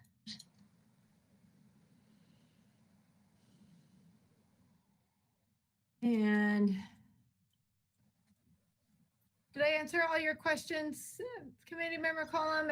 Or is there something else that? I think I'm more concerned with any potential, will there be new signage to sort of indicate the fact that there are split bike lanes? I think is sort of what I'm getting at.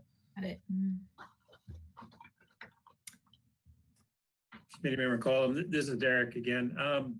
We find that pavement markings are generally a lot more effective than signs to communicate that. So there are going to be more bike stencils and pavement arrows added just to define the vehicle path of travel. And then as far as that two-way portion along the east side curve, as Ms. Grant mentioned, that area is going to be sealed off, so to speak, with a buffer and the raised bollards, just so it's clear that's not a driving area. Yeah, my concern isn't so much with the buffered area, but the fact that the buffered area in conjunction with another sort of semi-buffered bike lane with the lane of travel, that's going to introduce confusion. And I guess, yes, in this area specifically, but if you believe that the road signage or the road paintings are sufficient, then I'm hardly going to argue. David, if I might jump in on your comment, this is Eve. Hi. I'm also concerned about the same thing. I feel like oftentimes we have drivers driving in bike lanes, and I'm not as concerned about the buffered side for obvious reasons, but I am wondering how much a driver going down this will feel constrained and feel as if they can just drive in the bike lane, the one that's I guess technically southbound here. And I hope they don't, but I'm worried about that. I know that's not a question. It just sounds like this is a tricky street, and you've iterated and found a design that will hopefully get people in both directions. But yeah, I guess a question I might ask is how will education be done on this corridor, and how are current Castillo Street residents feeling? I can imagine there might be some pushback to losing parking and then seeing 2 new bike lanes. Have you guys talked to people down there? So this section was vetted really thoroughly in the 2016 Bicycle Master Plan, and this particular block was always part of the Sola Street discussion. So if you rewind 5 years, the original proposal for connecting the west side over to State Street was to put bike lanes on Mitchell-Trena Street that would align directly with the overcrossing. That would have resulted in a really significant amount of parking removal. I think it was the upwards of about 90 parking spaces. Very controversial, very contentious, and that community process that happened in 2016 really resulted in the Bike Boulevard route on Sola. This one particular block of Castillo is really important because it provides that connectivity from Mitchell-Trena down to Sola. So that parking removal was included in the 2016 Bike Master Plan. Yeah, I totally remember that process and was there for it and at a lot of meetings and talking with a lot of community members. And I appreciate that this was that this has come out of a long community deliberation. I think what I'd love to see if the city had any resources is maybe some staff going down and talking to people on the street and okay, I guess face to face is maybe tentative, but whatever we can do just to give as much heads up on this project as possible. I know this is more of a comment than a question, but Right, I was just going to point that out. yeah, I guess my question was, what outreach have we done since 2016? And as a follow-up comment, I'll add later that maybe we can do more. So to answer the question about outreach, so everyone that lives along the route, whether you're a renter or property owner, has received notification at opportunities for all of the community webinars. We haven't really heard any concerns, again, because it's been such a long discussion. And for the loss of parking, I think there's been more in favor of just having that strong connection, as Derek mentioned, and this contraflow lane. But as with any capital project that we work on, besides receiving hard copy notices in the mail, we also advertise through Nextdoor in the city news and brief as well. We work on media releases and all of that, and we continue to do that through the duration of the project. So again, as we move forward in the next phase for construction, again, residents will be notified of the changes. Yeah, and just to add to that too, we do on occasion have to remove parking spaces for various reasons, whether it's safety sight lines, improvements that are needed at an intersection, or other types of capital improvements. And it's always standard practice to send several letters well ahead of time, just kind of explaining the why of what's going on and the when of what's going on, and obviously contact information if they have any questions. So that'll take place with this effort as well. Yeah, absolutely. And I know you guys do a lot of due diligence around notifying people. And I know that no amount of letters in the mail is ever sufficient. And there's always going to be people who come out of the woodwork and say they have never heard of this in their life.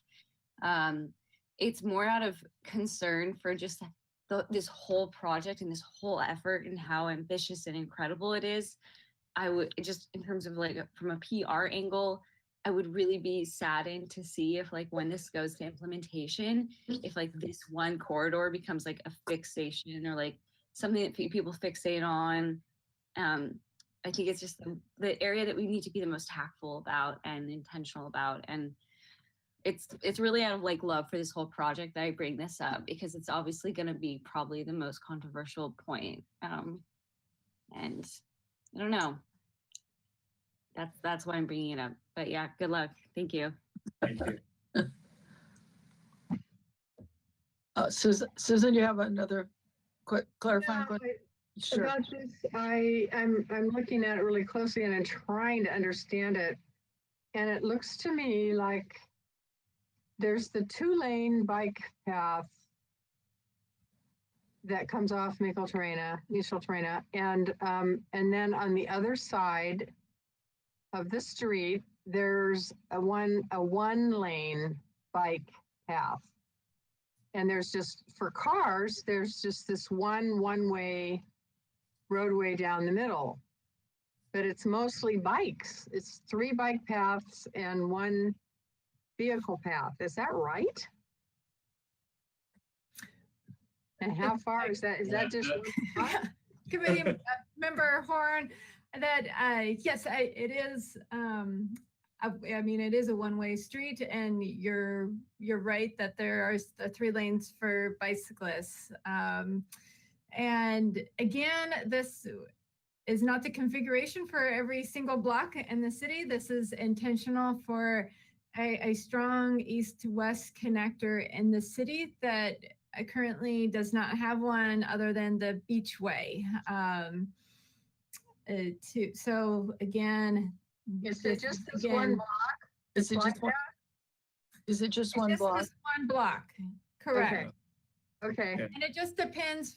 As a cyclist, you know, why we kept the single bike lane, because if you want to go further into downtown, then maybe that's your more direct route.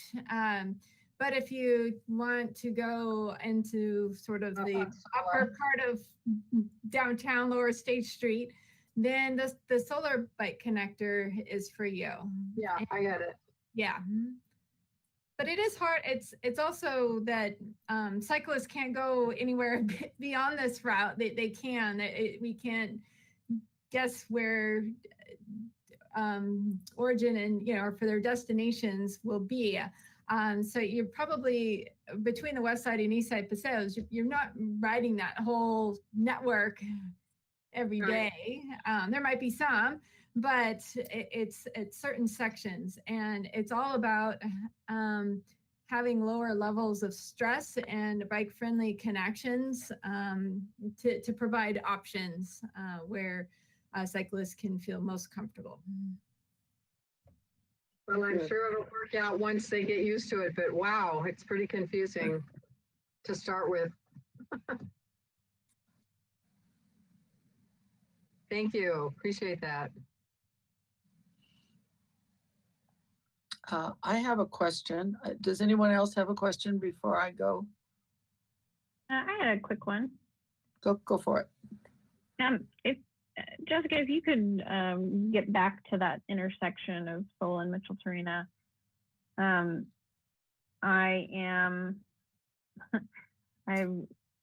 remember this well. Yeah. Okay. Whoop. Yep. Perfect. So Castillo and Mitchell Torina. Castillo, Mitchell Torina. What did I say? Sola. Mitchell Torina, Sola. So there's two. Yes. They are not perpendicular streets. Yes. Okay. This is what I wanted to see. Thank you. Okay. So. Okay. All right. Phew. So there's a lot of green here, which is great. And I know the contraflow lane is green on both sides. I'm just wondering if, I had the same experience on some of the one-way streets downtown where there's Bath or what have you, where there's often a buffer, even a buffered bike lane, not with bollards, but with paint, and then a one-way travel lane for vehicles. People are like, oh, look, this kind of smaller travel lane drive in, or like a really long turn lane.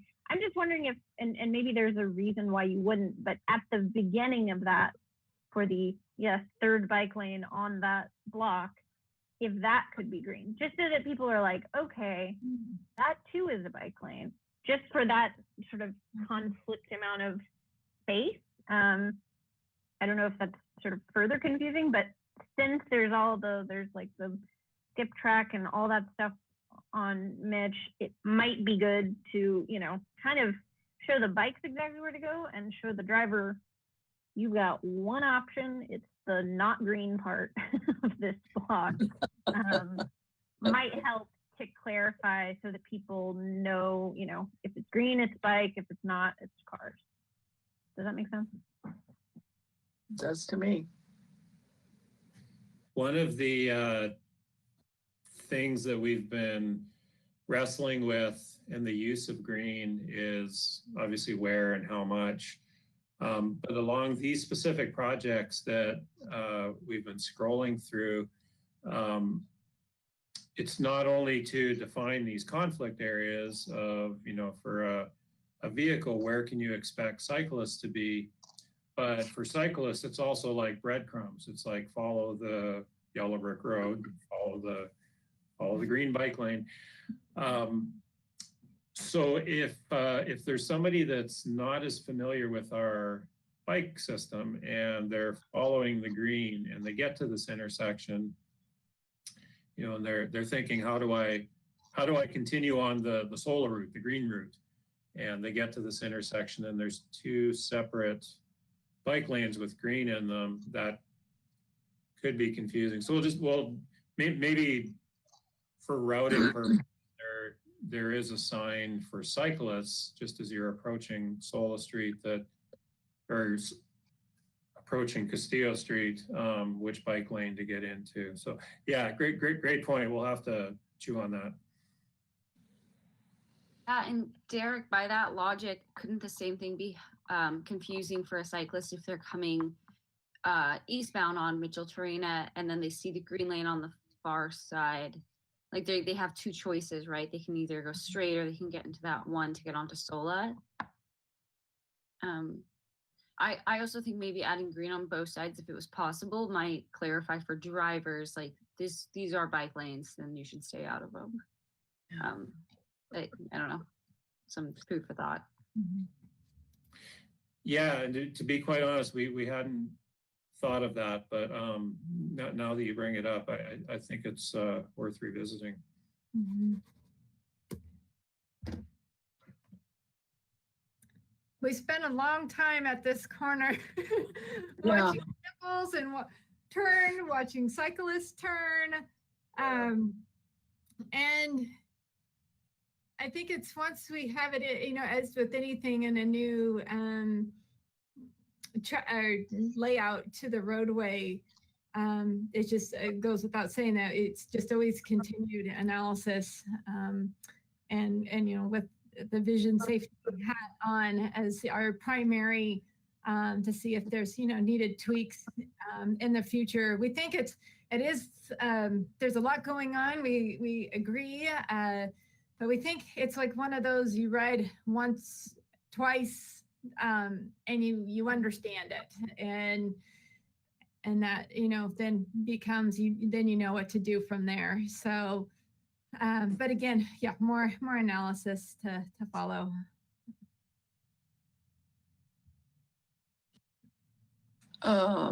This is Kathleen. I did want to ask, we're talking about green again, not necessarily this intersection, but throughout your presentation, am I to assume, this is a good example, that this is literally where the green is going to be, that it'll be staggered and then it'll be solid, as in these diagrams? Is that what you're literally going to put on the street and not more? Yeah, that's correct. So approaching the intersections where vehicles might turn through a cycling path, that's where we have the skips leading up to it. And then what we call on the departure side of the intersection, just the bike lane stencil will just have a green rectangle behind it. Okay, thank you. Are we ready for public comment, or do we have any more questions on this section? Actually, one question, another feature definition, just for the bollards or the pylons. Are those the white plastic or are those metal and fixed? And also over the bridge, I was just curious what. Mm-hmm. They're going. Sorry, my phone's in the background. Yeah, there'll be the white chunkier bollards that Jessica was describing. They'll be similar to the ones that are on State Street right now, but likely in white. Okay. Thank you.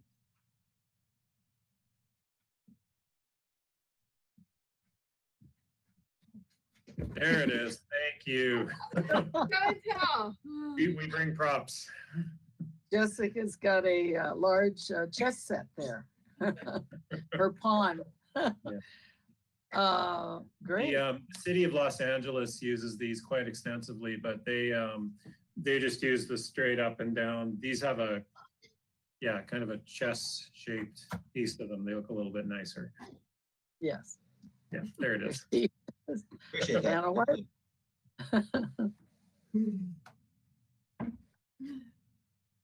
Derek, confirm on the color. Will they be white or will they be a different color? Typically we would use white. At a minimum, we should have white reflectors on them. I guess that can be something we can discuss as well. I've seen some cities use green, but it's not the nicest green, and there is only one shade of green available.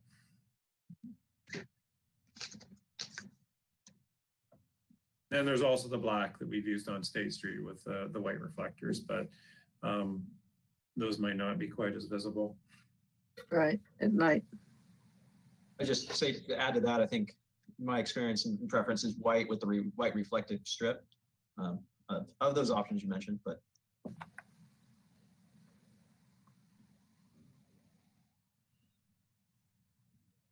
Are we ready for a public comment on the Mitchell-Torrena Paseo? Looks like if there's no more questions, we do have one person with their hand raised. Barry Remis has his hand raised, so I'll go ahead and go with him first. Okay, Barry, I'm going to go ahead and unmute you. And whenever you're ready. Thank you, Ms. Nomolsky, and Chair and committee members. It's Barry Remis back, representing COAST, the Coalition for Sustainable Transportation. And I just wanted to point out that in addition to all these other wonderful treatments that we want to thank the staff for along the west side, we, COAST and our partners at SB Bike, we really did work extensively, spend a good amount of time with Ms. Grant, Mr. Bailey, Mr. Dayton, and Mr. Fertner. We actually got to the pleasure of having a couple bike field trips to actually ride through the routes. We did spend a amount of time actually discussing this Mitchell-Torrena Castillo intersection, which we realize can be tricky. We really are pleased to see that our feedback was well received there in terms of being able to position cyclists so that they are moved a little bit removed away from right turning motor vehicles, because we did see that could be a potential conflict, especially for bicyclists whose intention is to make that right turn into the contraflow lane headed to Sola Street. We like to see that. We also are pleased with the fact that there's going to be a bike signal, a left turn bike signal with both video detection and perhaps a button as well. So cyclists turning from Castillo in the contraflow lane, making that left turn onto Mitchell-Torrena to head to the west side can get that timing. It's going to be a signal dedicated just to them, which is great. Ms. Blackerby, commend you for that recommendation of the green conflict stripe initially on the Class 2 bike lane headed down Castillo Street. So that might be a nice addition to prevent that confusion for motorists as well. So thank you very much for all of these items and changes in this stretch of the project. Thank you.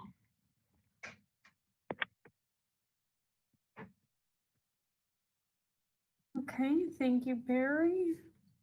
Go ahead and lower your hand. And I don't see anyone else at this time that has their hand raised. If there's anyone else that would like to comment, please go ahead and click the raise hand icon in the control panel, and then I can go ahead and unmute you when you're ready.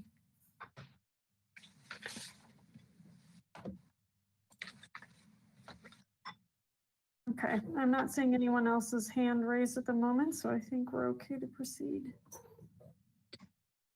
All right. I'm a little confused. Are we going to take committee comments on this section, or does that mean no one has anything else to add on this section? Anybody want to speak up? I'm not hearing. Yeah, I did. Sorry, I can't tell if you can see us or not, but I did have a couple comments about the west side section, if I could. Okay, go right ahead. It's really awesome, and I love especially the San Pasqual little, I don't even know what you call that, but the San Pasqual and Mission situation. I mean, that's such a tight and weird situation, and really, frankly, scary for people on bikes. So I think it's a really creative solution that you've come up with. Something that wasn't mentioned today, but I know is a part of this project, in all the areas, is additional lighting. And there's so many. I've been a part of a lot of sort of assessments on the west side over the years about for pedestrians specifically, and lighting is always really lacking, especially with that awesome tree canopy that ends up making it really dark. So that's really exciting. Like I can just see on this, right, new light. So all of these things combined is just going to make everything so much safer. And I think also the really creative section from Mitchell-Torrena to San Pasqual at that dead end cul-de-sac is so smart and so necessary, and really shows that folks are, and I don't know sort of where that originally came from, that idea. It could have come from the neighbors, but really shows like this is how people get around on the west side. I have friends who live close to that cul-de-sac, and whenever I go either on foot or on bike, it's a super awkward little jog. So to make something that is clearly it has a path, but there's a lot of sort of desire paths through that section. To make that a more formal facility is really great and shows, we're not forcing people into particular facilities, but rather going, we know this is already how you travel and how you get around. So we're going to make it safer and easier. So I really appreciate the attention to detail and the specificity in all of this. And I can't wait to see it happen. Absolutely.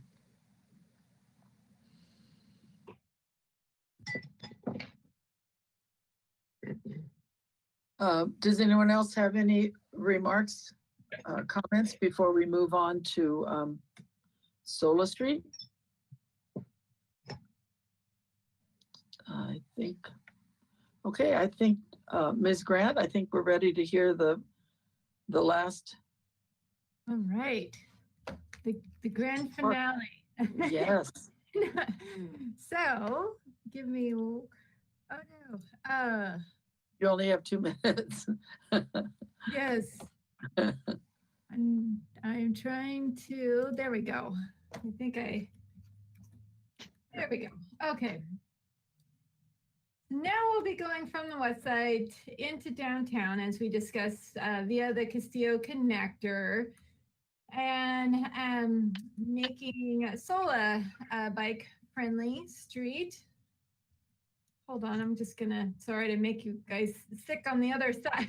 So I zoom in and out of these images, trying to get them large enough for everybody to view. Okay. And I did, as I'm setting this up, I did want to say a big thank you to the SB Bike and Co staff. They have been tremendous as we're starting to really get in all the nitty gritty of the details into the final design and just going through these routes with us and painting in the street and seeing what is the most natural maneuvers, go through the intersections, etc. We really have appreciated their assistance. Okay, so the first part again, so Sola, like the other, it will be another bicycle boulevard. It will look a little bit different from like Aliso, Gillespie, San Pasqual with respect to there will be some traffic signals along this route, some existing and some new. Part of the signals will be for, again, timing for the cyclists as you go into this downtown route. And of course, besides the traffic signals, we will be looking at, there will also be 2 traffic diverters along this section of street. So the first part is there's some new curb extensions and crosswalk lighting that are actually coming in with a highway safety improvement program project, but right in line with our and some intersection lighting as we go through that intersection. And then De La Vina and Sola will be the first traffic diverter.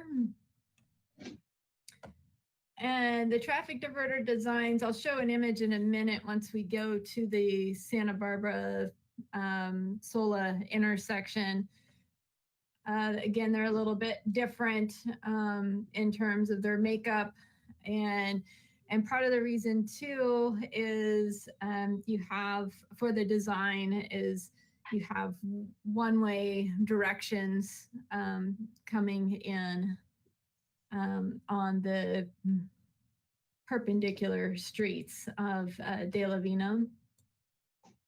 So as a cyclist, you'll come through and you'll hit like a little path connection to then go through the intersection, come out this way. If you're going westbound towards the west side, this will be your movement. For vehicles, you will not be able to go down Sola Street in this section. So that's where you'll divert and you'll make a right-hand turn here.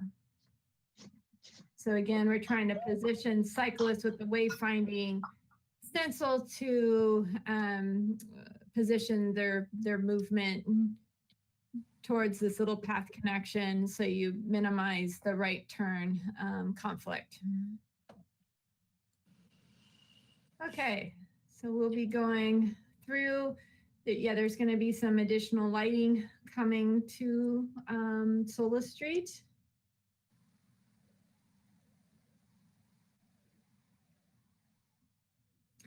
There will be a new traffic signal at Chapala and Sola.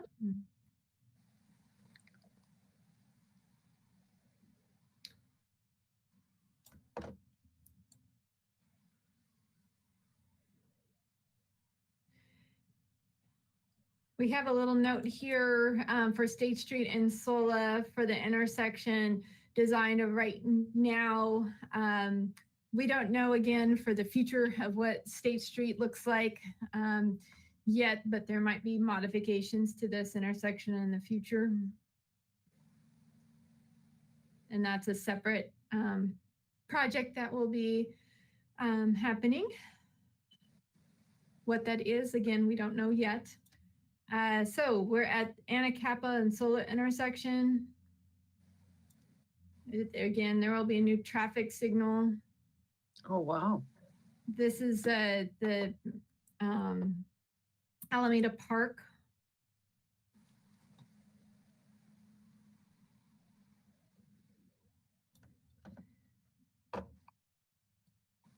And again, this is a shared route.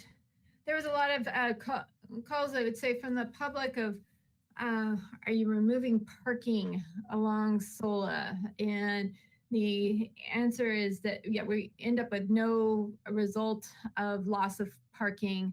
Where there's diverters located, there will be a couple spaces relocated from Sola to the perpendicular street of De La Vina and Santa Barbara streets, but there will be no loss of parking.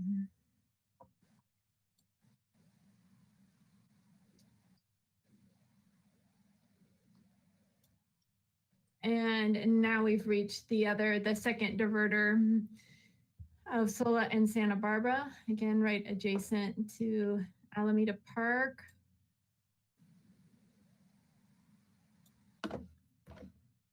As a cyclist, as you're traveling eastbound, you will come into this little area right here, follow the skips, and then continue through the intersection.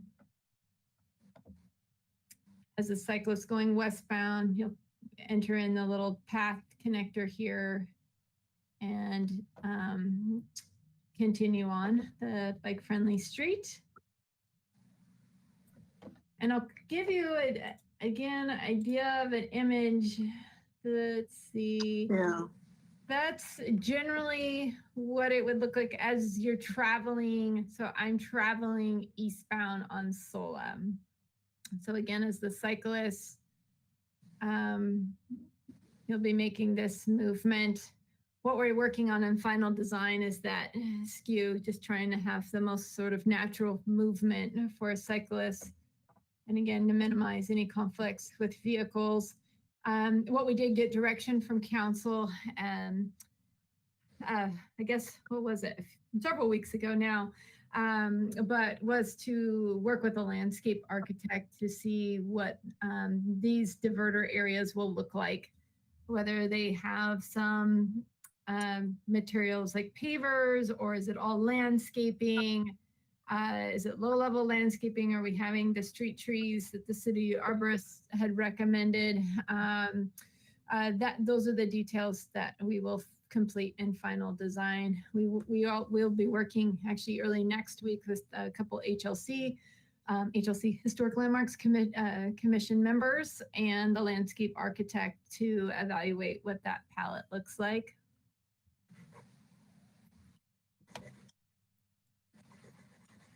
And, oops,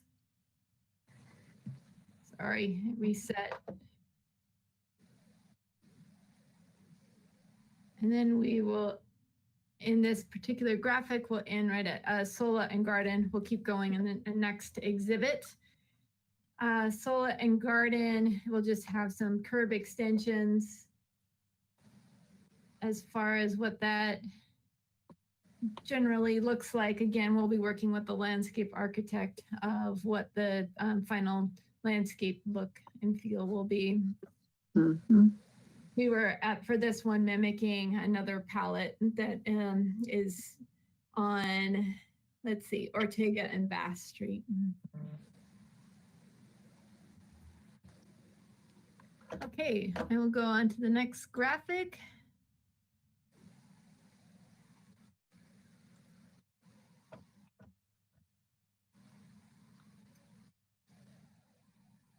So as we continue past Garden, there's the, let me blow this up a little bit. Yeah, a little existing traffic circle. And then there's, from here on out, it's really just wayfinding stencils. There isn't, again, we're at pretty low volumes here. There really isn't a need for any infrastructure changes here. So as you go to Sola, we're looking then for the connection towards the high school. And then you'll go south on Panchita. Again, we had a lot of comments from the Panchita residents, just concerned about loss of parking. We are not removing any parking in these sections.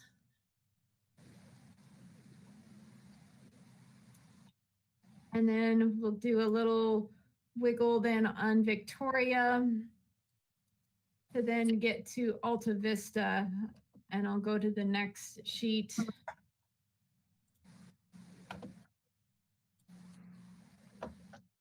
And this is the final sheet that we're reviewing tonight. Again, there's another existing traffic circle. You go down Alta Vista. Why this little wiggle? For cyclists, we're trying to find from the high school to then get to Sola, what was the path that, again, had existing low volumes, and then a grade differential 2 was the easiest for less experienced cyclists to navigate. So Alta Vista and Anapamu will put you right in the main entrance of Santa Barbara High School. If you wanted to continue on to the east side, there will be a new eastbound bike lane on Anapamu for this section. And then you're at Nepal. Again, you're bordering the high school here and residential street. And just like some of the other residential streets and traffic speeds and being next to a high school, her comments that need to slow drivers down in this section. And so we're proposing the same treatment of landscape peninsulas. At the 1100 block. And the 1000 block. These are just part of Santa Barbara High campus with a baseball field and tennis courts. And then we've, this is basically the intersection then that connects the east side and west side Paseos project. We're doing a big pedestrian improvement here. This is a very popular intersection for high school students. Pandemic times, and then going to lunchtime, if you ever cut in a lunchtime hour, that is the intersection that everybody is at, and just shortening the crossing distance for them, putting pedestrian flashers, really much needed improvement to that intersection. So I'd be very excited to see that particular improvement come in. And so, like I said, to connect to the east side, you go into this bike lane, you get to Milpas, a short connection, and then that where we started the meeting tonight was right at Alisos. So there's the connection. And any questions? That concludes the Sola, the wiggle on through the high school.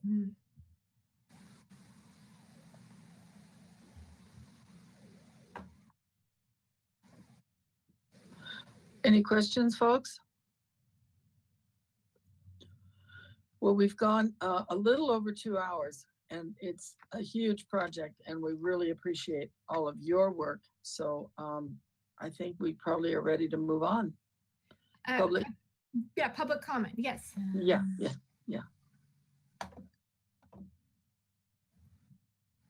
Okay, and it looks like we have one hand raised at the moment. I see that Barry Remus has his hand raised, so I'm going to go ahead and unmute him first once we get the timer ready. Okay, Barry, I'm going to go ahead and unmute you.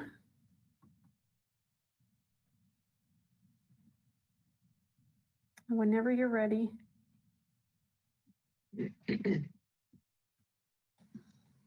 Thanks, committee members and chair. Sorry to have you hear from me a third time. I know we're doing this in chunks. Really just want to say thank you again, and I want to echo what committee member Blackerby mentioned about also too, was you really take the confluence of this project as well as the other lighting improvements that are going to be happening along Sola Street, and as well the pedestrian improvements as well along this stretch. For example, it seems to me that we're introducing some high visibility crosswalks, marked crosswalks in intersections where currently there are no marked crossings, including along Sola Street at Anacapa, I believe also Bath Street. I'm sorry, excuse me, not Bath, I think Garden. So that's really going to really improve the pedestrian safety element as well. And it's really great to see that. I think a lot of the perception out there in the community is this seems to be a very almost like a bike only project. And we really want to help people to understand that it is very holistic and introduces improvements not only for bike friendliness, but also pedestrian safety. So that the lighting and the new crosswalks introduced as well. And I also want to give a thank you for the bonus gift of a new bike lane on Anapamu Street, even though it is 1 block long, but really want to thank the team for being able to realize that opportunity where it is red curb from the high school to Nopal. So why not introduce a bike lane? And of course, while the pie in the sky would be to see that buffered, of course, we realize that the space isn't there, but it is really a nice kind of a wide and no-brainer to be able to allow the better bike facility to take people from Alta Vista over to Nopal Street, and the introduction of the landscape peninsulas along Nopal as well is well received, as well as that really great pedestrian improvement at the Canon Perdido Nopal intersection for the high schoolers to add rapid flashing beacons and curb extensions will really add to safety. So thank you again to staff for going through all of these great changes for the projects. And have a good night and happy Earth Day. Oh, that's right. Thank you, Barry. Okay, thank you. I'm going to go ahead and unmute you and lower your hand. Is there anybody else who's interested in speaking? If so, please go ahead and click the raise hand icon in the control panel.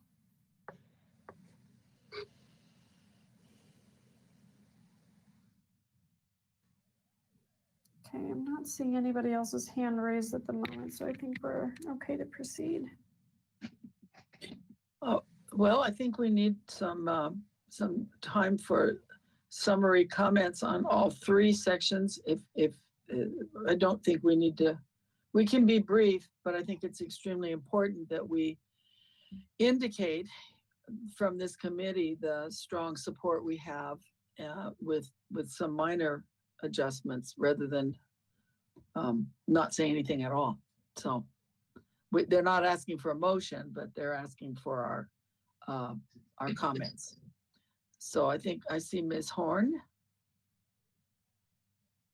Well, just massive support that I feel, and this has been so many years in the making, and just appreciate the endurance and the attention to detail.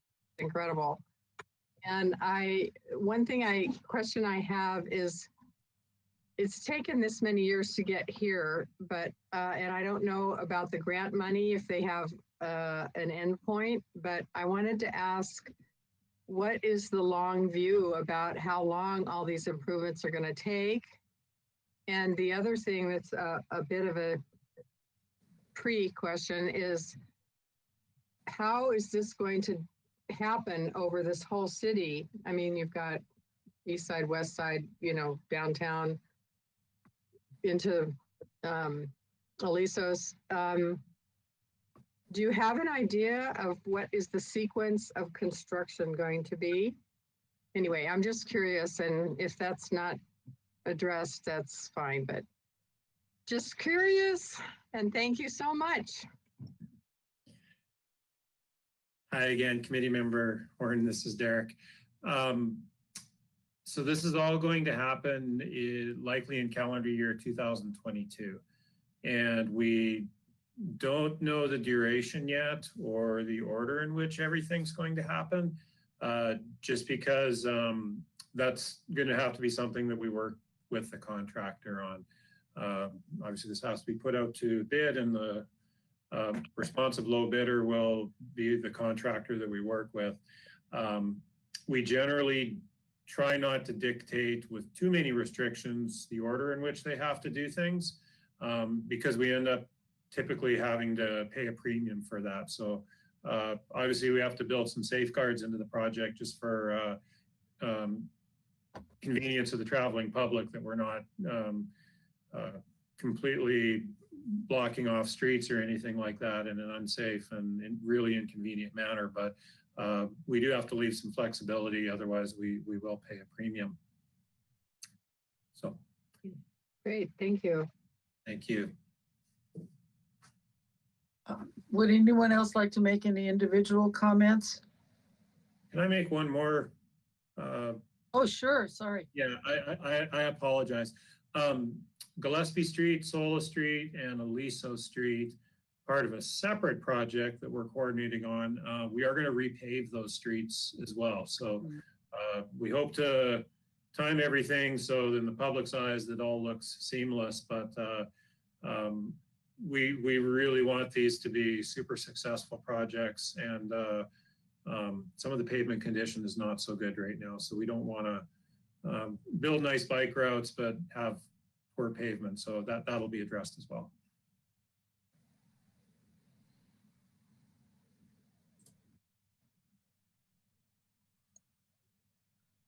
Well, ladies and gentlemen, is there anyone else who'd like to make any comments on this part of the presentation? This extensive and thorough presentation, I might say. Hey everyone. Hi Kathleen. Thank you. Hi. Yes. Eve. I mean, I'll keep my comments short because it has been a long meeting, but I think these projects are going to be transformational, and I'm really excited to see them happen, and a lot of gratitude towards staff for, I'm sure, just like countless hours and details that you've had to work out to make this all come together. And yeah, I think this is going to be transformational for our city. I feel really lucky and grateful. So thank you. Well, I think Eve's comment is a good summary statement for us all. And I would just like to add, as committee members, we have a tremendous opportunity in each of our neighborhoods. If you see someone, and like Eve's comment earlier about her friend who thought that the green map meant that it was only going to be a bike street, we have a real opportunity to clarify issues about these projects one-on-one, and to talk with our friends and our business associates and everyone we see who are questioning, why is this and why is that and why are we having this, and be able to help them understand and show them the big picture. That's one of the nice responsibilities of being on this committee. So with that, I think we're ready to move into just a few program updates, and then we do need to have a new chair and vice chair selection, and then we can adjourn. Yes, well, thank you, committee members, for sticking through this meeting, and I appreciate going over the east side and west side Paseos projects. For these program updates, I will spend no more than 10 minutes. So I have good news to report. Highway Safety Improvement Program grants. We've received, we did well in this last grant cycle. Correct me if I'm wrong, Derek, on my math. It was around upwards around $4 million, I believe, with these grant projects. You'll be seeing these projects coming through our process in the next year or so. And the De La Vina, the reason they're numbered number 2, number 4, we applied for 10 grant applications, and these were the ones that we were successful on. But it's a De La Vina Los Olivos Crosswalk Safety Enhancement Project, the San Andres Sola Crosswalk Safety Enhancement. Again, it's partially funded. We were hoping for another intersection improvement, but we also have some future overlap with some other potential grant opportunities to provide much needed improvements on San Andres streets. Mission Street and State Street lighting corridors, that's a huge one, big benefit to our community. Another very popular one is to have crosswalk safety enhancements right at the intersection of Cliff Drive and Allen Road. And then De La Vina Pedregosa crosswalk safety improvement.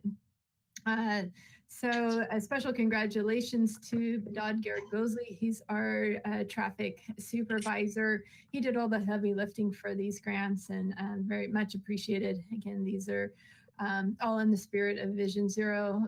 These were all areas that we have patterns of collision or safety issues. And so we're excited to be working on these coming up. Just spatially, I'm not going to go through each one again, but in the red is the successful grant applications that we received. And again, more details to follow, a little teaser that this is what you'll be hearing more about in future TCC meetings. The second program update is the state budget surplus and what that means for active transportation program projects, potentially. So there is a $2 billion surplus and the state are in discussions as we move forward for our climate goals in the spirit of Earth Day today. And a big part of moving the needle on climate change is having active transportation projects. It was mentioned at the California Transportation Commission meeting last month that there's only a certain amount of projects that could be awarded out of the active transportation program, and just frustrated that there can't be more projects that can't be awarded funds. So anyway, hopefully we'll hear some news towards May, in the month of May, whether there will be any dollars going towards maybe some active transportation projects. As you know, we were very close to the cutoff on a couple of our projects, even if there was not the total $2 billion, but might be a potential that we see some funding. So fingers crossed. And then the last update is the Downtown Master Plan Advisory Committee. And this Santa Barbara City Council is establishing the advisory committee to guide the production of the downtown State Street area master plan. And so they're setting up this committee to provide input and recommendations for the for this master plan. It will consist of 15 members, 3 council members, 1 planning commissioner, 1 historic landmarks commissioner, 10 open seats to be provided. Of those 10, there will be a downtown property owner, a downtown business owner, or a business organization representative. The reason why I'm mentioning it before this group is because they do want interested members that are interested in active transportation and knowledge in transportation planning. And so I recommend that you, if you're interested, to look into this. And the application deadline is May 20th, and then they'll be holding interviews June 8th, June 15th. But it's a great opportunity. You can be on the Transportation Circulation Committee still while being on this subcommittee. And yeah, I encourage you to apply.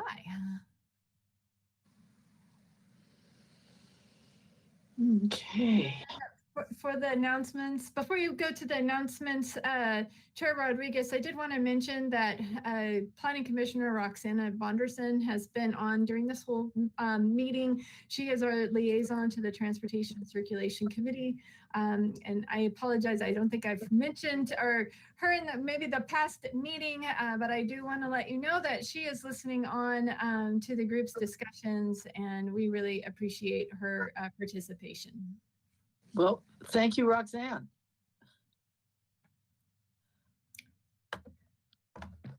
Okay, moving right along to the last task. I've been doing this for a couple of years, and Eve has been vice chair, and I'm willing to do it again, but I'm very happy also to see if someone else wants to. So the real main duty, of course, is just coordinating the meeting, chairing the meeting, and then also having a meeting before the week before to plan the agenda with city staff.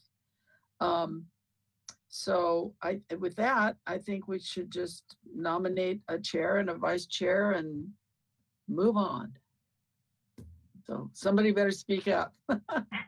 Madam Chair, unless anyone else wants to self-nominate, I would nominate Chair Rodriguez as chair once more.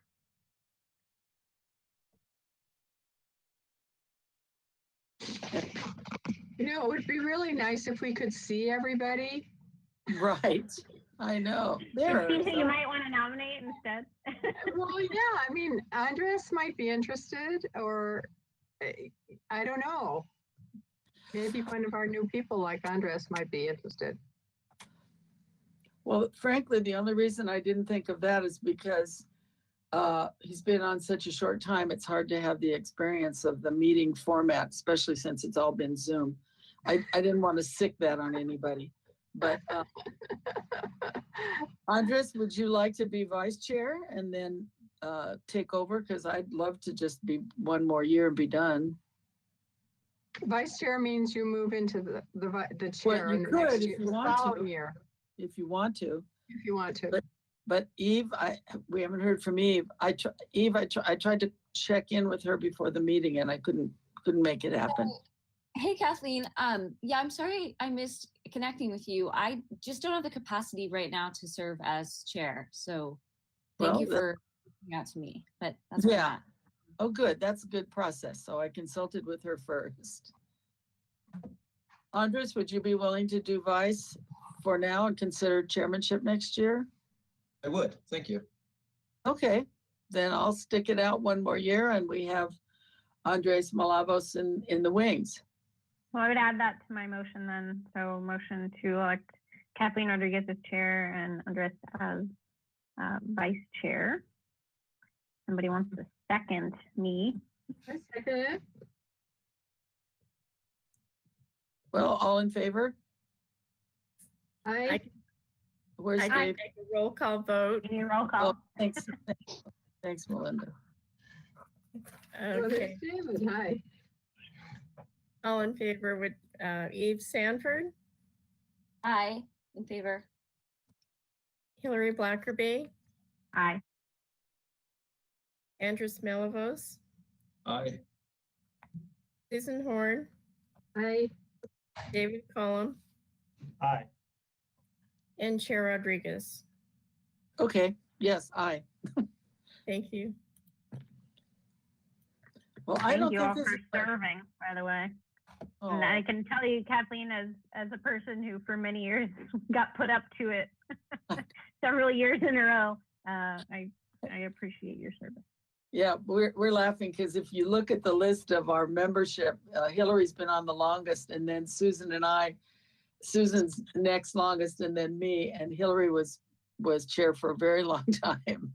So we finally gave her a break. So now I'm going to be chair for a bit of a stretch, and then somebody will give me a break. So thank you all. This is not our longest meeting, but it's been a good long one. Thanks for all your patience. I believe we can adjourn unless Ms. Grant has anything to say about it. Happy Earth Day, everyone, and thank you for Yeah. your continued participation and Well, really appreciate it. thank you and Derek and all the others for your hanging in there for this long meeting. Appreciate it very much. And we thank Barry Remus for being such a good commentator. We That's love to have right. that. Love that review. It's great. Yeah, he's a good guy. Well, thank you all and good night. Night.